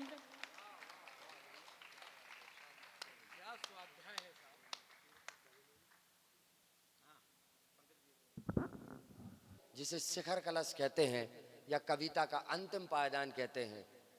अंत में जो बचता है वो बहुत श्रेष्ठ होता है, बहुत खास होता है, और उस खास कवि को हम बचाकर सबसे अंत में प्रस्तुत करते हैं। हम सबके बड़े हैं, हम सबके आदर्श हैं। इन सारे कवियों ने जितनी भी कविताएं लिखी, उन सारे लोगों के जीवन की कविताएं निकाल लो और पंकज भैया का सिर्फ एक गीत रख दो तो बराबर होंगी। पंकज भैया ने इतने मुक्तक लिख दिए, इतने मुक्तक लिख दिए। एक एक मुक्तक को अगर आप कागज पे लिखो और वजन तोलने वाली मशीन पर एक तरफ पंकज भैया को रखो, दूसरी तरफ मुझे, तो पंकज भैया के मुक्तक नीचे चले जाएंगे। कई युवा बड़े कवियों को प्रसिद्धि का ताज पहना दिया। और एक बात का मैं दिल से कायल हूँ पंकज भैया का, जो पीठ पे हमेशा कहता हूँ, एकमात्र मैंने कभी देखा जीवन में, अखिल जैन झूठ नहीं बोलता, जो धन के लिए काम नहीं करता, मन के लिए काम करता। मैंने पंकज अंगार को जितनी बार भी फोन लगाया, जय जिनेन्द्र भैया और अखिल कैसे हो भैया, मंच जैन मंच है, कौन से महाराज जी, भैया फलाने सागर, कब है भैया, इतनी तारीख आ रहे। इसके अलावा भैया पैसों की बात नहीं करते। ये है पंकज अंगार। पंकज अंगार की क्या भूमिका बनाऊं, जिसे कविताओं का महाविद्यालय कहा जाता है, गीतों का हिमालय कहा जाता है, मुक्तक फैक्ट्री कहा जाता है, तुम जैसे कई लड़कों की कहानियां तो पंकज भैया से चल रही। नहीं, मैं महाराज जी बैठे बता नहीं पा रहा वो। अच्छा, ये भी बहुत चतुर पंकज भैया।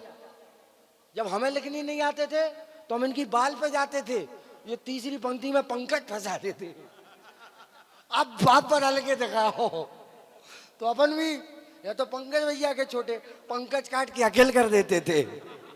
तो ऐसे कितने लोगों की कहानी चल रही। अच्छा, कई बार तो मालूम, जब ये थे हमारी उम्र में, तो कई बार तो वो घूम फिर को लोग इन्हीं को बेच देते थे। लोग नहीं, वही जो बेचना चाहिए। हाँ, नहीं, हमें पता इंसुल भी उनमें ही का है, हमें तो भैया भी उनके हैं। लेकिन पंकज भैया का एक कद है, एक पद है। हम लोग उनके सामने वैसे ही होते हैं, बस जैसे उनके छात्र हैं। हमको डांट भी देते हैं, प्यार भी कर लेते हैं। बड़े भैया हैं, कविता लिखते हैं तो हम पूछ भी लेते हैं भैया कैसे लिखनी है। मंच पर ये संचालन मैंने अमित भाई से कहा था, मुझे बिल्कुल भी डर नहीं लग रहा, लेकिन पंकज भैया हैं कैसे करूँगा। अमित भाई ने कहा बड़े भाई हैं, जब छोटे भाई की तरक्की होती है तो बड़े भाई को बहुत खुशी होती है। पंकज अंगार के सम्मान में जोरदार ताली। और आपकी तालियों का आदेश मुझ तक आ जाए, मैं आप तक पहुंचने की कोशिश करता हूं। सारे कवि जिस समय सभागार में आए तो बड़े चिंतित थे कि इतने कम श्रोता कभी जीवन में, मतलब अंशुल तो हमसे कह रहा था कि जितने होते थे मंच के पिछवाड़े में उतने आज हैं पूरे अखाड़े में। लेकिन मैंने कहा कि ईमानदारी की बात है कि आज ये सारे कवि सम्मेलन करने नहीं आए, ये पूज्य गुरुदेव के चरणों में अपनी भावनाओं का, अपने शब्दों का अर्घ अर्पित करने के लिए आए हैं। और उससे ज़्यादा सौभाग्य की बात यह है कि उस अर्घ को स्वीकार करने के लिए स्वयं गुरुदेव यहाँ विराजमान हैं। श्रोता कितने हैं कभी महत्वपूर्ण नहीं रहा।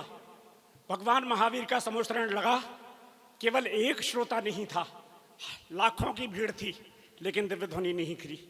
वो एक श्रोता था। अगर केवल गुरुदेव आज कविता सुनने के लिए यहाँ बैठे होते तो शायद हमें और किसी की आवश्यकता भी नहीं होती। एक बात और कहना चाहता हूँ, इन सारे कवियों को भ्रम हो सकता है कि ये कवि हैं। मुझे भी था यहाँ तक आने के पहले, लेकिन जैसे ही सभागार में आया मुझे लगा कि हम कवि हैं ही नहीं। क्योंकि भगवान के जो 1008 नाम हैं, सहस्त्र नाम, उसमें एक नाम कवि भी है। कवि होने का अधिकार या तो ईश्वर को है या जो ईश्वर होने की प्रक्रिया में है उसको है। हम कवि नहीं हैं। हम क्या हैं कि जैन धर्म के रवि हैं, जैन धर्म के रवि हैं, बीत रागमय छवि हैं, और हम शब्दों के व्यापारी हैं, दया के सागर कवि हैं। हम शब्दों के व्यापारी हैं, हम शब्दों के व्यापारी हैं, दया के सागर कवि हैं। आइए मैं 4 पंक्तियां सौंपता हूं। मुझे बताया गया कि कोई यहाँ कोलकाता से है, कोई यहाँ चंडीगढ़ से है, कोई यहाँ आसाम से है, कोई यहाँ लखनऊ से है। मैं 4 पंक्तियां सौंपता हूं कि यहाँ आए क्यों लोग। आसाम में उनके घर में क्या कमी थी, कोलकाता में क्या कमी थी कि वो यहाँ आकर उन्होंने अपना समय दिया। 4 पंक्तियां सुनिएगा कि क्या है, किसके पास आए हैं। कि तीरगी के बीच में भी रोशनी की शक्ल में, तीरगी अंधेरे को कहते हैं, कि तीरगी के बीच में भी रोशनी की शक्ल में, हर कदम पर वो मिला है जिंदगी की शक्ल में, और प्यार की खुशबू लुटाता चल रहा है रात दिन, प्यार की खुशबू लुटाता चल रहा है रात दिन, एक फरिश्ता इस जमीन पर आदमी की शक्ल में, एक फरिश्ता इस जमीन पर, एक फरिश्ता इस जमीन पर आदमी की शक्ल में, एक फरिश्ता इस जमीन पर आदमी की शक्ल में। मुझे नहीं पता कि यहाँ बंडा के कितने लोग विराजमान हैं, लेकिन 4 पंक्तियां अगर मैं आज बंडा में हूं और मैं अगर ये 4 पंक्तियां नहीं पढ़ूंगा तो एक अपराध होगा। सुनिएगा, 4 पंक्तियां मैं समझना चाहता हूं। पूज्य गुरुदेव के चमत्कार आपने देखे हैं, उनकी रिद्धियां, उनकी सिद्धियां से आप सभी परिचित हैं। हम लोग शायद कम परिचित होंगे। मुझे इसके पहले तारंगा जी में पूज्य गुरुदेव का दर्शन प्राप्त हुआ था। लखनऊ में जब उपाध्याय विद्यासागर जी को आपने दीक्षा दी थी, उस समय मैं आपके आयोजन में वहां पे था। लेकिन आज बंडा में हूं तो मुझे ये 4 पंक्तियां कहना चाहिए और आपको सुनना भी चाहिए। अगर आप सहमत हैं तो फिर आपकी, मैं देखना चाहता हूं कि आप कितने सहमत हैं। केवल आपकी तालियां बताएंगी। सुनिएगा, अभी नहीं, एडवांस नहीं। कि उनकी रिद्धियां देखिए, उनकी सिद्धियां देखिए और पंक्तियां सुनिए कि तूफानों के बीच भंवर में नैया भी खे सकता है, तूफानों के बीच भंवर में नैया भी खे सकता है, फूंक मारकर इंद्रलोक का शासन भी ले सकता है। लेकिन जिसने रत्नत्रय में नई रोशनी आंजी है, लेकिन जिसने रत्नत्रय में नई रोशनी आंजी है, ऐसा रतन जगत को केवल बंडा ही दे सकता है, ऐसा रतन जगत को केवल बंडा ही दे सकता है, ऐसा रतन जगत को केवल बंडा ही दे सकता है, ऐसा रतन जगत को केवल बंडा ही दे सकता है। चार पंक्तियां, बहुत बातें हुई, शिखर जी की हुई, अनूप मंडल की हुई, बहुत सारी बातें हो जाती हैं। कहीं कोई विशाल डडलानी किसी दिगंबर मुनि के व्यक्तित्व पर टिप्पणी कर देता है, लेकिन हिम्मत कैसे हो जाती है? केवल एक कारण है कि हमने जैन धर्म को मंदिरों के अंदर सीमित कर दिया। हमने दुनिया को कभी अपनी उपलब्धियां बताई नहीं कि जैन दर्शन ने, जैन धर्म ने दुनिया को क्या दिया, हमने जैन धर्म से क्या पाया। हम इसका बखान तो करते हैं, लेकिन जैन धर्म ने दुनिया को क्या दिया हम कभी किसी को बताने की कोशिश ही नहीं करते। चार पंक्तियां सौंपता हूं, अगर कहीं आपके मन तक पहुंचे तो फिर बताइएगा कि महावीर ने, मैं बताना चाहता हूं कि जैन दर्शन ने दुनिया को क्या दिया। महावीर ने सत्य, अहिंसा, करुणा का उपदेश दिया।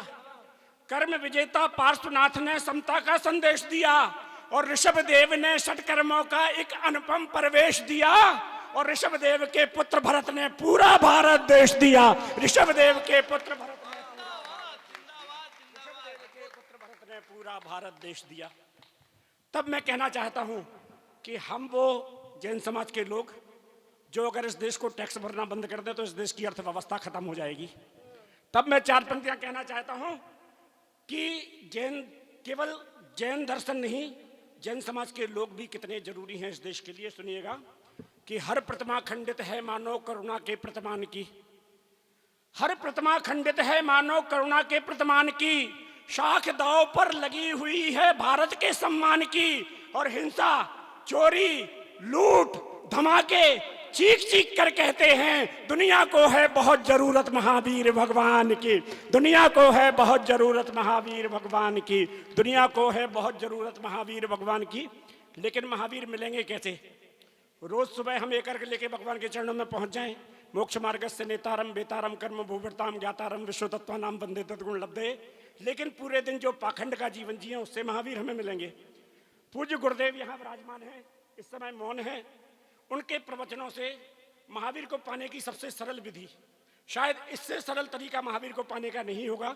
चार पंक्तियों में बताने की कोशिश करता हूं, सुनिएगा कि मन पर उभरे मान के पर्वत पल भर में हिल जाएंगे, मन पर उभरे मान के पर्वत पल भर में हिल जाएंगे, चेतन पर जो घाव लगे हैं सबके सब सिल जाएंगे, और महावीर को ढूंढने वालों आडंबर के जंगल में, अरे महावीर को ढूंढने वालों आडंबर के जंगल में, अरे मन को चंदन वाला कर लो महावीर मिल जाएंगे, मन को चंदन वाला कर लो महावीर मिल जाएंगे, मन को चंदन वाला कर लो महावीर मिल जाएंगे।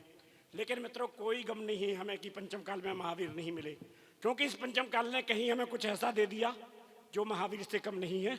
चार पंक्तियों में बताना चाहता हूं कि इस पंचम काल ने हमें क्या दिया। कहीं मन की श्रद्धा हिलोरे मानने लगे तो उस हिलोर को तालियों में तब्दील करके पहुंचाइएगा वहां तक जहां तक मैं बात पहुंचाने की कोशिश करता हूं। सुनिएगा कि मुकुट शीश पर जड़ा क्या दिया पंचम काल ने हमें। होगी अमेरिका के पास डॉलर की बड़ी ताकत, होगी चीन के पास अर्थव्यवस्था की बड़ी ताकत, होगी ऑस्ट्रेलिया के पास क्रिकेट की बड़ी ताकत, होगी ब्राजील के पास फुटबॉल की बड़ी ताकत, होगी जापान के पास तकनीक की बड़ी ताकत, लेकिन जो हमारे पास है वो पूरी दुनिया में किसी के पास नहीं है। क्या है हमारे पास कि मुकुट शीश पर जड़ा हिमालय चरणों में नत सागर हैं, मुकुट शीश पर जड़ा हिमालय चरणों में नत सागर हैं, भारत की यश गाथा गाते कितने कंठ उजागर हैं, और दुनिया की हर उपलब्धि के दम्भ को एक चुनौती हम, जग में केवल पास हमारे गुरुवर दया के सागर हैं, जग में केवल पास हमारे गुरुवर दया के सागर हैं, जग में केवल पास हमारे गुरुवर दया के सागर हैं। मित्रों, पंचम काल में जितने भी साधक साधना कर रहे हैं सब में जो इतनी निर्मल साधना पंचम काल में जब शरीर का सहनन ही है उस समय में कर रहे हैं, तो आप सोचिए कि चौथे काल में उन्होंने क्या साधना की होगी। पंचम काल में जो भी साधक साधना कर रहा है उसकी इस जन्म की साधना नहीं है, उसकी कितने जन्मों की साधना रही होगी, जिसने सहनन से हीन होने के बाद भी इस पंथ को चुना। तो अगर ये चाहते तो चौथे काल में ही मोक्ष को प्राप्त कर लेते, लेकिन इन्होंने पंचम काल में आना स्वीकार किया। क्यों किया? चार पंक्तियां सुनिएगा और कहीं अपने पुण्य पर इतराने का मन करे तो अपने सौभाग्य को पूज्य गुरुदेव को बताइएगा कि सुर न भटके क्यों इन्होंने पंचम काल में जिस काल में तीर्थंकरों तक ने जन्म लेना स्वीकार नहीं किया, उस काल में पूज्य गुरुदेव ने जन्म लेना स्वीकार किया। क्यों? चार पंक्तियां सुनिएगा कि सुर न भटके जिंदगी का बांसुरी बनना पड़ा, सुर न भटके जिंदगी का बांसुरी बनना पड़ा, पास स्वयं को भी स्वयं से अजनबी बनना पड़ा, और इस सदी के पुण्यशाली लोग भटकन से बचें इसलिए एक देवता को आदमी बनना पड़ा, इसलिए एक देवता को आदमी बनना पड़ा, इसलिए एक देवता को आदमी बनना पड़ा। इस समय बिल्कुल वाकई आप महसूस कर रहे होंगे कि गला बिल्कुल काम नहीं कर रहा। एक कविता अर्घ के रूप में गुरुदेव के चरणों में समर्पित करके मैं अपना स्थान ले रहा हूं। पूज्य गुरुदेव का व्यक्तित्व देखिए, कोई आसाम से, कोई गुवाहाटी से, कोई कोलकाता से, तो ये मानिए कि गुरुदेव वहां तक होंगे, वहां लोगों के हृदय में निवास करते होंगे। मैं इस सीमा से और आगे ले जाना चाहता हूं कि गुरुदेव कहां कहां है। सुनिएगा कि बात तेज की चले तो सूरज जिनकी चर्चा करता है, बात तेज की चले तो सूरज जिनकी चर्चा करता है, स्वयं समर्पण नतमस्तक हो जिनकी अर्चा करता है, नभ के चांद सितारे जिनके संग सरीखे लगते हैं, इस दुनिया के विषय भोग सब जिनको फीके लगते हैं, सागर जिनकी देख महत्ता बिंदु सम हो जाता है, अहंकार का भाल भी जिनको लगकर नम हो जाता है, शामिल जिनकी मुस्कानें हैं पतझड़ से मधमासों तक, जिनके यश की गाथा फैली धरती से आकाशों तक, जो संयम के महाहिमालय जो संयम के मेरू हैं, जो श्रद्धा के महाहिमालय जो संयम के मेरू हैं, जो श्रद्धा के महाहिमालय जो कि ज्ञान सुमेरु हैं, जिनके चरणों की चाकर है इंद्रपुरी देवालय तक, जिनके चर्चे अधोलोक से होते हैं सिद्धालय तक, तो पर्वत सागर झील सितारे जिनके किस्से कहते हैं, इस सृष्टि के हर कोने में दया के सागर रहते हैं, इस सृष्टि के हर कोने में दया के सागर रहते हैं, इस सृष्टि के हर कोने में दया के सागर रहते हैं। महक रहे हैं सारे जग में चंदन जैसे लगते हैं, तप अग्नि में तपे हुए ये कुंदन जैसे लगते हैं, त्याग का बाना पहना लेकिन जग में इनसा ठाट कहाँ है, फकीर पर मिलता कोई इन जैसा सम्राट कहाँ, जग के है कोई है फकीर पर मिलता कोई इन जैसा सम्राट कहाँ, अष्ट आतंकी कर्मों से जो अभय दान दे सकता हो और इस दुनिया को हर दुविधा का समाधान दे सकता हो, इस दुनिया को हर दुविधा का समाधान दे सकता हो। कविता की आखिरी पंक्तियां पढ़ता हूं। हम भगवान को एक अर्घ भी अर्पित करते हैं तो भगवान के सामने शर्त रख देते कि भगवान ये अर्घ आपको फ्री में नहीं, इसके बदले में मुझे आपके गुण चाहिए। तो अगर हम अपनी श्रद्धा गुरुदेव के चरणों में अर्पित करें तो हमें किस फल की आशा करनी चाहिए। आखिरी पंक्तियां पढ़ता हूं कि तुमने क्रूर कुचाली जग को करुणा का संदेश दिया, तुमने क्रूर कुचाली जग को करुणा का संदेश दिया, तुमने भ्रम में भटके जग को सतपथ का उपदेश दिया, तुमने जग को समझाया कि जग की माया नश्वर है, तुमने हमको बतलाया कि हम सब में परमेश्वर है, श्रद्धा लेकर जो भी आया तुमने उसको तार दिया, भवसागर में फंसे हुओं का तुमने ही उद्धार किया, भवसागर में फंसे हुओं का तुमने ही उद्धार किया। तो दो आशीष, तो मोहित में फंसे हुए हम ज्ञान उजागर हो जाएं, और दो आशीष की एक दिन हम भी दया के सागर हो जाएं, दो आशीष की एक दिन हम भी दया के सागर। बोलिए दया सागर जी महाराज की। बस कवि सम्मेलन समापन की ओर है, और जैसी कि परंपरा है कि थोड़ा बैठिए, बस थोड़ी देर और बैठिए। इतनी मेहनत से इतनी बढ़िया इस पूरे कवि सम्मेलन को, इस महफिल को जिसने सजाया है वो हमारा आज का डेरा प्रमुख, वो हमारा मंच संचालक, 32 किलो का वो आदमी जिसने आप लोगों को खूब हंसाया, गुदगुदाया। हाँ, उस आदमी का कविता पाठ हम जरूर रसास्वादन करेंगे। बड़े अद्भुत आदमी हैं। कई बार मच्छर भी इनके पास आते तो इनको डोनेट करके चला जाता है, वो भी कंफ्यूज हो जाता है। लेकिन साहब बहुत जिंदा दिल आदमी हैं। एक गवर्नमेंट के बड़े डिपार्टमेंट के महकमे के 15 डिस्ट्रिक्ट के इंचार्ज हैं डॉक्टर साहब। बड़े मशहूर आदमी हैं, जन सेवा में रहते थे, समाज सेवी हैं, बड़े प्रसिद्ध लेखक हैं। कितने सारे महाराज श्री पे इनकी किताबें प्रकाशित हैं। आचार्य श्री विद्यासागर महाराज जी पे भी इनकी किताब का सृजन चल रहा है। बड़े अद्भुत आदमी, कवि सम्मेलन इनका व्यापार नहीं है, कवि सम्मेलन इनका मन का सौदा है। ये वो आदमी है जिसको हम कवि सम्मेलन की दुनिया में फकीर कहा करते हैं कि अगर 1 लाख रुपए का भुगतान हो रहा हो और उसमें 10,000 रुपए की कमी पड़ रही हो तो 10,000 रुपया मिलाने वाला डॉक्टर अखिल आनंद देश का एकमात्र संयोजक और संचालक है। जोरदार तालियां तालियां कम।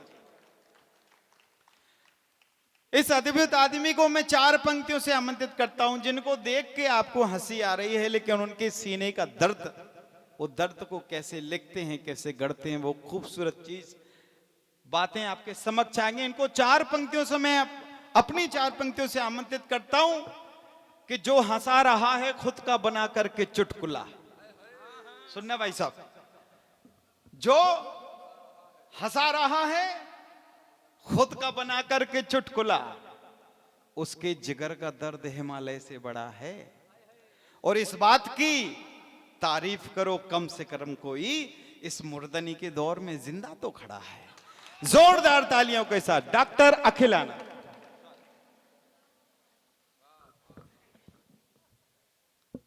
मेरे सम्मान में अमित भैया ने बहुत कुछ कह दिया और ये उतना ही कहा जितना हमने उनको लिख के दिया था।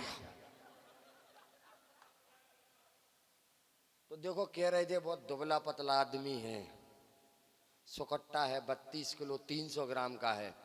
पहले तो भैया धन्यवाद दूंगा, अपन 17 किलो 200 ग्राम के हैं, तुमने 32 बताया। तो कह रहे थे कि वो मच्छर भी कई बार आता है कि सोचता है इसका खून पीऊंगा दे के जाऊं, ऐसा होता है। अच्छा बता रहा दोस्त, जब अपन पढ़ते थे तो गणित की कक्षा में थे तो मेरे साथ वाले बच्चों के पास स्केल नहीं होता था, तो कई बार वो मुझे ही लिटाकर लाइन खींच देते थे। कहा तुम तो भाग ऐसे कर रहे जैसे तुम्हारी कहानी हुई, हमारी तो है ही, जब तो सुना रहे। अच्छा कई बार तो क्या होता दीदी, हम अपने घर में एडजस्ट नहीं होते, मेहमान आ जाए तो अपन इतने दुबले पतले आदमी, इतने दुबले पतले आदमी, इतने दुबले पतले आदमी कि हमारी बीवी वो साड़ी के हंगर के साथ हमें टांग देती। अच्छा कष्ट तब नहीं होता, कष्ट तो तब होता वो साड़ी को निचोड़ो और अपन निचोड़ जाए। अच्छा अपने पिताजी ने शादी के लिए मेरी तस्वीर ससुराल में पहुंचाई। अपने पिताजी ने शादी के लिए तस्वीर ससुराल में पहुंचाई तो वहां से ससुराल वालों की खबर आई। अपने पिताजी ने मेरी शादी के लिए मेरी तस्वीर ससुराल में पहुंचाई तो वहां से ससुराल वालों की खबर आई कि तस्वीर में लड़के का चेहरा नहीं दिख रहा है कहीं, और हमने लड़के के चेहरे का फोटो मांगा, एक्सरे का नहीं।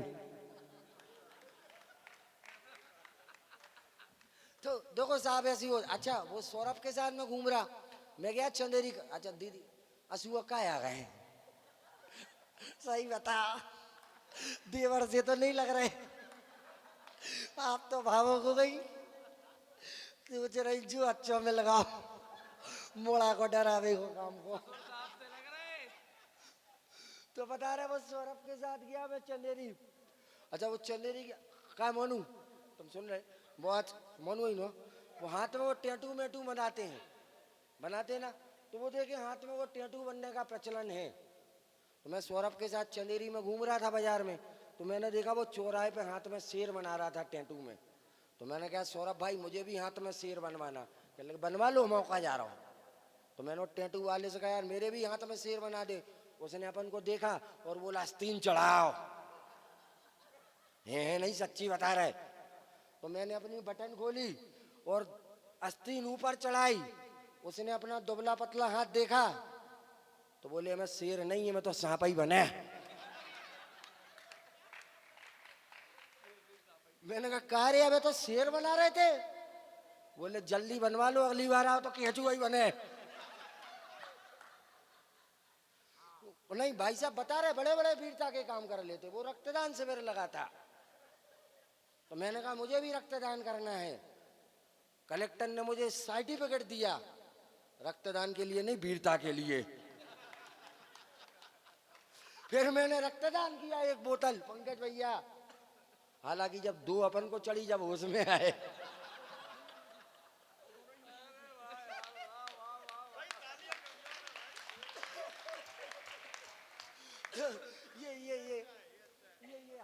की बातें थी। हास्य की बातें मैं घंटों हंसा सकता हूँ, हास्य व्यंग्य का कवि हूँ दोस्तों, पर जब आचार्य भगवान के चरणों में होता हूँ तो ये हास्य नहीं रहता। मेरे शब्द उनकी पूजा के, उपासना के शब्द बन जाते हैं, और हम कवियों की जवाबदारी होती है हम उस शब्द यात्रा से अपने देव शास्त्र गुरुदेव की वंदना करें। तब जाके मैं 4 पंक्तियां पढ़ता हूं कि दुनिया का नेटवर्क भले ही 3G से चलता है, पर अपना नेटवर्क आज भी 3G से चलता है। दुनिया का नेटवर्क भले ही 3G से चलता है, पर अपना नेटवर्क आज भी 3G से चलता है। और मैं दौड़ता रहता हूं दुनिया की भीड़ में कितना ही, पर सांसों का स्पंदन मेरे वीर जी से चलता है, पर सांसों का बहुत कुछ सुनाने को है, पर संचालक जब उम्र में छोटा हो और जूनियर हो तो पंकज भैया एक पीड़ा भी होती है। क्योंकि मैं बचपन से भाषण और वाद विवाद प्रतियोगिता से राष्ट्रीय विजेता रहा, तो मंच की आदर्श नियमावली को बहुत अच्छे से समझता हूं। जो सबसे वरिष्ठ कवि होता है वो माइक होता है, और उसके बाद कोई छोटा कवि नहीं बोलता।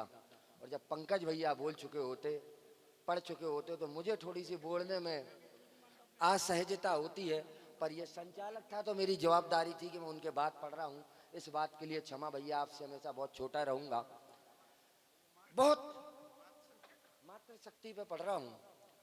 उसके पहले जैन दर्शन की अपनी जवाबदारी तय करूंगा, वरना कल आरोप लगाओगे कि वो बनिया तो भी कि नहीं है। तो सबने जैन दर्शन पे पढ़ी, उसने नहीं पढ़ी। मैं 4 पंक्तियां पढ़ूंगा सिर्फ जैन दर्शन की। उसके बाद जो मेरे बड़े भाई अमित मोह ने कहा वो कविता पढ़ के कार्यक्रम को विराम दूंगा। वो 4 पंक्तियां, आप दीदी आप भाभी, आप दीदी आप भाभी, आप भाभी आप भाभी, सब भैया। मैं गारंटी ले रहा हूं, चैलेंज दे रहा हूं, जब पहली पंक्ति बोलूंगा दूसरी आपको याद आ जाएगी, और ना आए तो खड़े होके कह देना। सर्वाधिक वायरल होने वाली रचना, इतनी वायरल होने वाली कि अभी तक फेसबुक पर वो वायरल होती जा रही। मुनि विरंजन सागर जी महाराज गृहस्थ जीवन के मेरे कजिन ब्रदर, जिनके व्यक्तित्व पर मैंने किताब लिखी। शिमला में चातुर्मास कर रहे थे, माइनस टेम्परेचर पर सुबह 5 बजे बिहार कर रहे थे, वीडियो वायरल हुआ। उनके प्रशंसक ने वो फेसबुक पर डाला। फेसबुक पर मैंने ही 4 पंक्तियां लिख दी। मुझे खुद नहीं पता था वो कविता पूरे जैन समाज की कविता बन जाएगा। मैं पहली पंक्ति पढ़ूंगा, दूसरी पंक्ति आपको स्वतः याद आ जाएगी। अगर अच्छी लगे तो ताली बजाना, वरना नहीं भी बजाओगे तो पैसे तो पूरे मिलेंगे।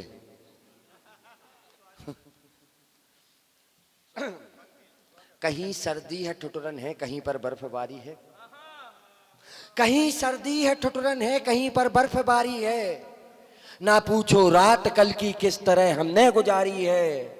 और यहाँ पर कंबलों में स्वेटरों में देह कपती है। यहाँ पर कंबलों में स्वेटरों में देह कपती है। और वहां देखो दिसंबर पर दिगंबर बेशुमारी है। वहां देखो दिसंबर पर दिगंबर बेशुमारी है। वहां देखो दिसंबर पर दिगंबर बेशुमारी है। मातृशक्ति की बात की, मेरी माताएं, मेरी बहनें, मेरी भाभियां विराजमान हैं। माँ की वंदना करना चाहता हूँ, माँ की उपासना करना चाहता हूँ। वो माँ जो खुद गीले में सोती है पर अपने बच्चे को सूखों में सुलाती है। वो माँ जो खुद भूखी रहती है पर पहला निवाला अपने बेटे को खिलाती है, तभी वह माँ परमेश्वर कहलाती है। उस माँ की वंदना करना चाहता हूँ, उस माँ की उपासना करना चाहता हूँ। इस कविता पर मैं ताली की उम्मीद नहीं करता, ताली बजाना। अगर आपको सबको अपनी माँ याद आ जाए तब जाके कविता को प्रोत्साहित कर देना। अगर आपकी आंख से एक आंसू आ जाए तो सोच लेना ये माँ के चरणों से गुजरते हुए चरणामृत बन जाएगी। तब मैं माँ की वंदना करना चाहता हूँ। भाभी माँ सब महिलाओं के पेट में वह अपने कोख से बच्चों को जन्म देती है। 2.5-3 किलो का बच्चा होता है। मैं चिकित्सक हूँ शासकीय, है ना। 9 महीने अपने पेट में एक वजन को लेकर चलती है। कितने दर्द में होती है यह सिर्फ महिला जानती है। पुरुषों, अगर कभी माँ की ताकत का पता करना हो, कुछ घंटों को एक ईंट को अपने पेट पर बांध कर आधे किलोमीटर चल लेना, तुम्हें पता लग जाएगी माँ क्या होती है। तालियां अब आनी चाहिए। माँ की बात कर रहा हूं। कोई गर बेहयाई की हदों को लांग कर देखे, कोई गर बेहयाई की हदों को लांग कर देखे, वो कलेजा चीर कर दे दे खुशी से मांग कर देखे। और अगर एहसास करना है कि माँ का मूल्य कितना है, अगर एहसास करना है कि माँ का मूल्य कितना है, तो कुछ घंटे अपने पेट में पत्थर एक दिन टांग कर देखे।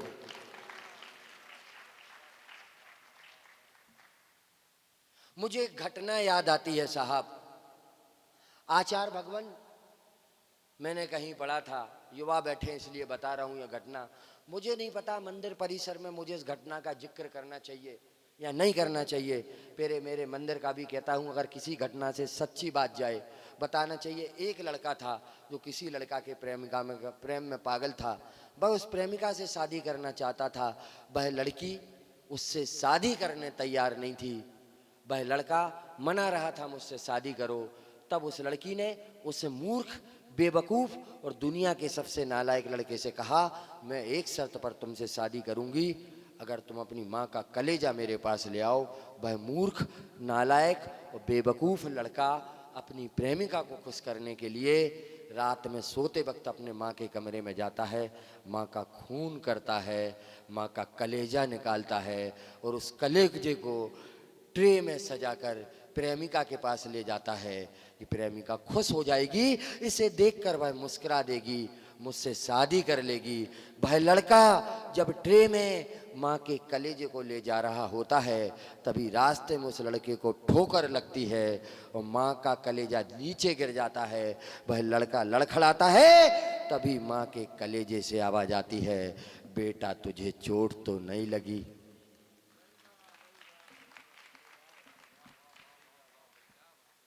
यह माँ है साहब।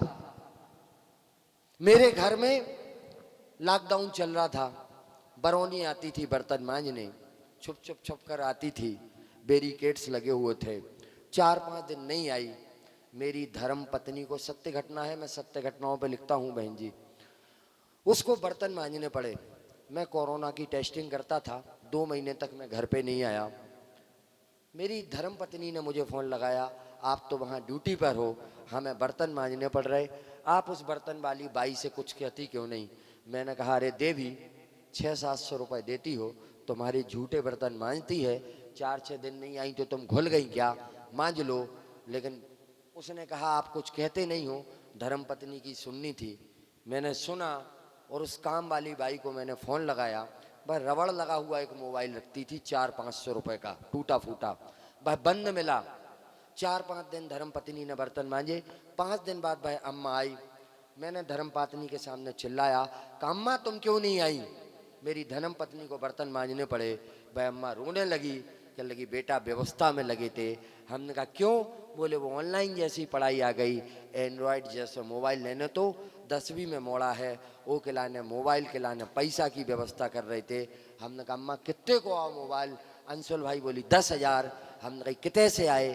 बोली 500 रुपया में अपनो रबड़ लगो मोबाइल में दो। हमने कहा 500 में 10,000 को मोबाइल कैसे आ गो?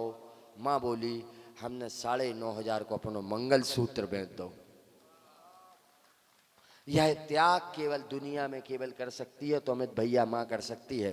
तब जाके पंक्तियां लिखी कि श्रृंगार बेचाई, सुहागन अपना श्रृंगार बेचाई, अपनी खुशियों का संसार बेचाई, और जरूरत बेटे को मोबाइल की थी, इसलिए माँ गले का हार बेचाई, इसलिए माँ गले का हार बेचाई। कविता प्रारंभ है। अब ताले नहीं बजाना।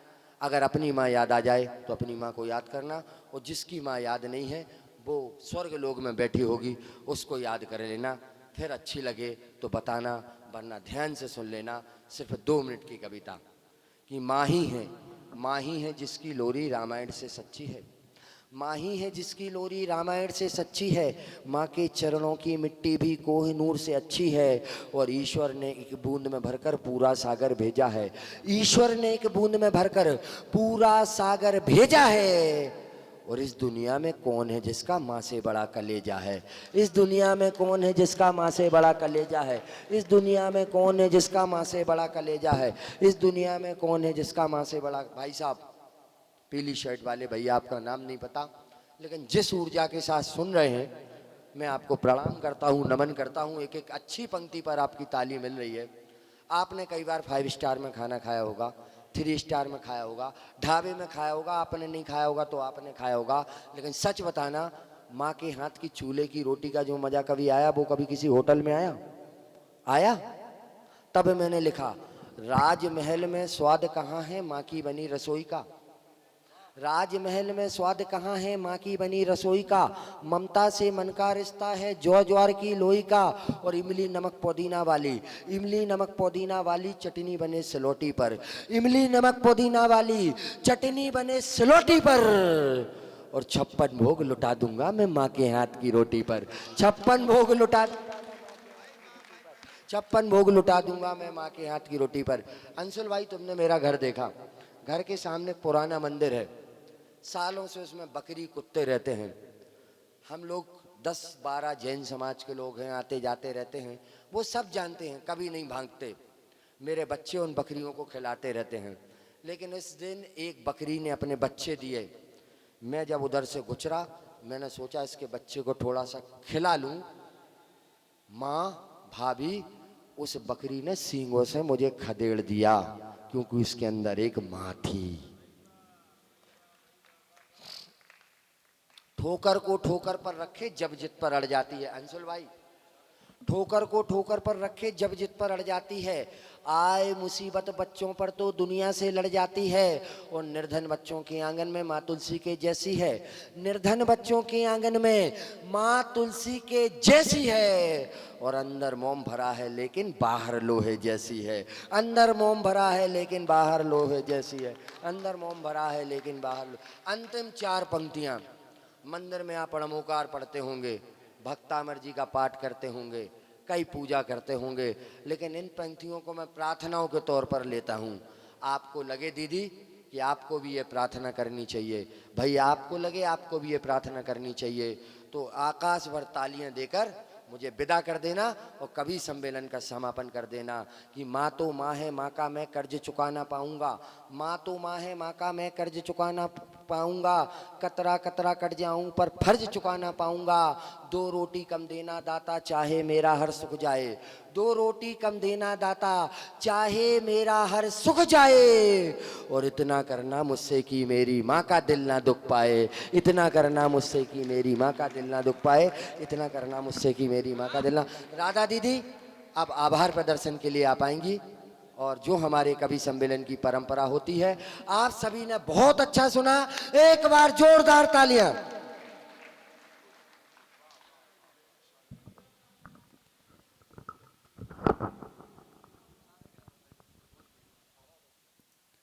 जैसी भाई साहब सबने कहा, ऐसी कल्पना नहीं की थी, ऐसी कल्पना नहीं की थी। इतनी शानदार प्रस्तुति जो मन को, मन के अंदर तक के तार। मैं कभी कभी सम्मेलन में नहीं बैठती, और पहली बार बैठी हूँ, जो नोएडा में, लखनऊ में, सब जगह गुरुदेव के सानिध्य में होता रहता है, लेकिन फिर मैंने देखा कि सारे अपने जैन हैं, सारे अपने हैं, इसलिए मैं पूरे में बैठी हूँ। आप लोग ने बहुत अच्छी प्रस्तुति दी, और आगे भी ये चाहती हूँ, अगर हमारे जिन धर्म में, जिन आगम में कहीं ऐसा कुछ प्रोग्राम हो तो सिर्फ जैन ही हो,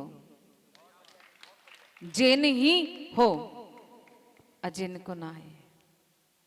इसी के साथ हम आपका वंदन अभिनंदन करते हैं। 4 लाइन बोलेंगे, ये हमारी भाभी गुवाहाटी से है, लेकिन इन जैसे जैन कवियों को मैंने कभी नहीं देखा और न सुना है। इन्होंने जो अपनी भावनाएं रखी, आज तक मैंने तो अपनी जिंदगी में कभी नहीं सुना, न कभी मैंने देखा कि जैन कवि मंच पर आए हैं।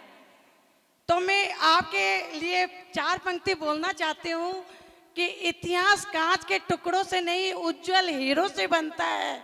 इतिहास कांच के टुकड़ों से नहीं, उज्जवल हीरो से बनता है। इतिहास घास के तिनकों से नहीं, फौलादी तीरों से बनता है।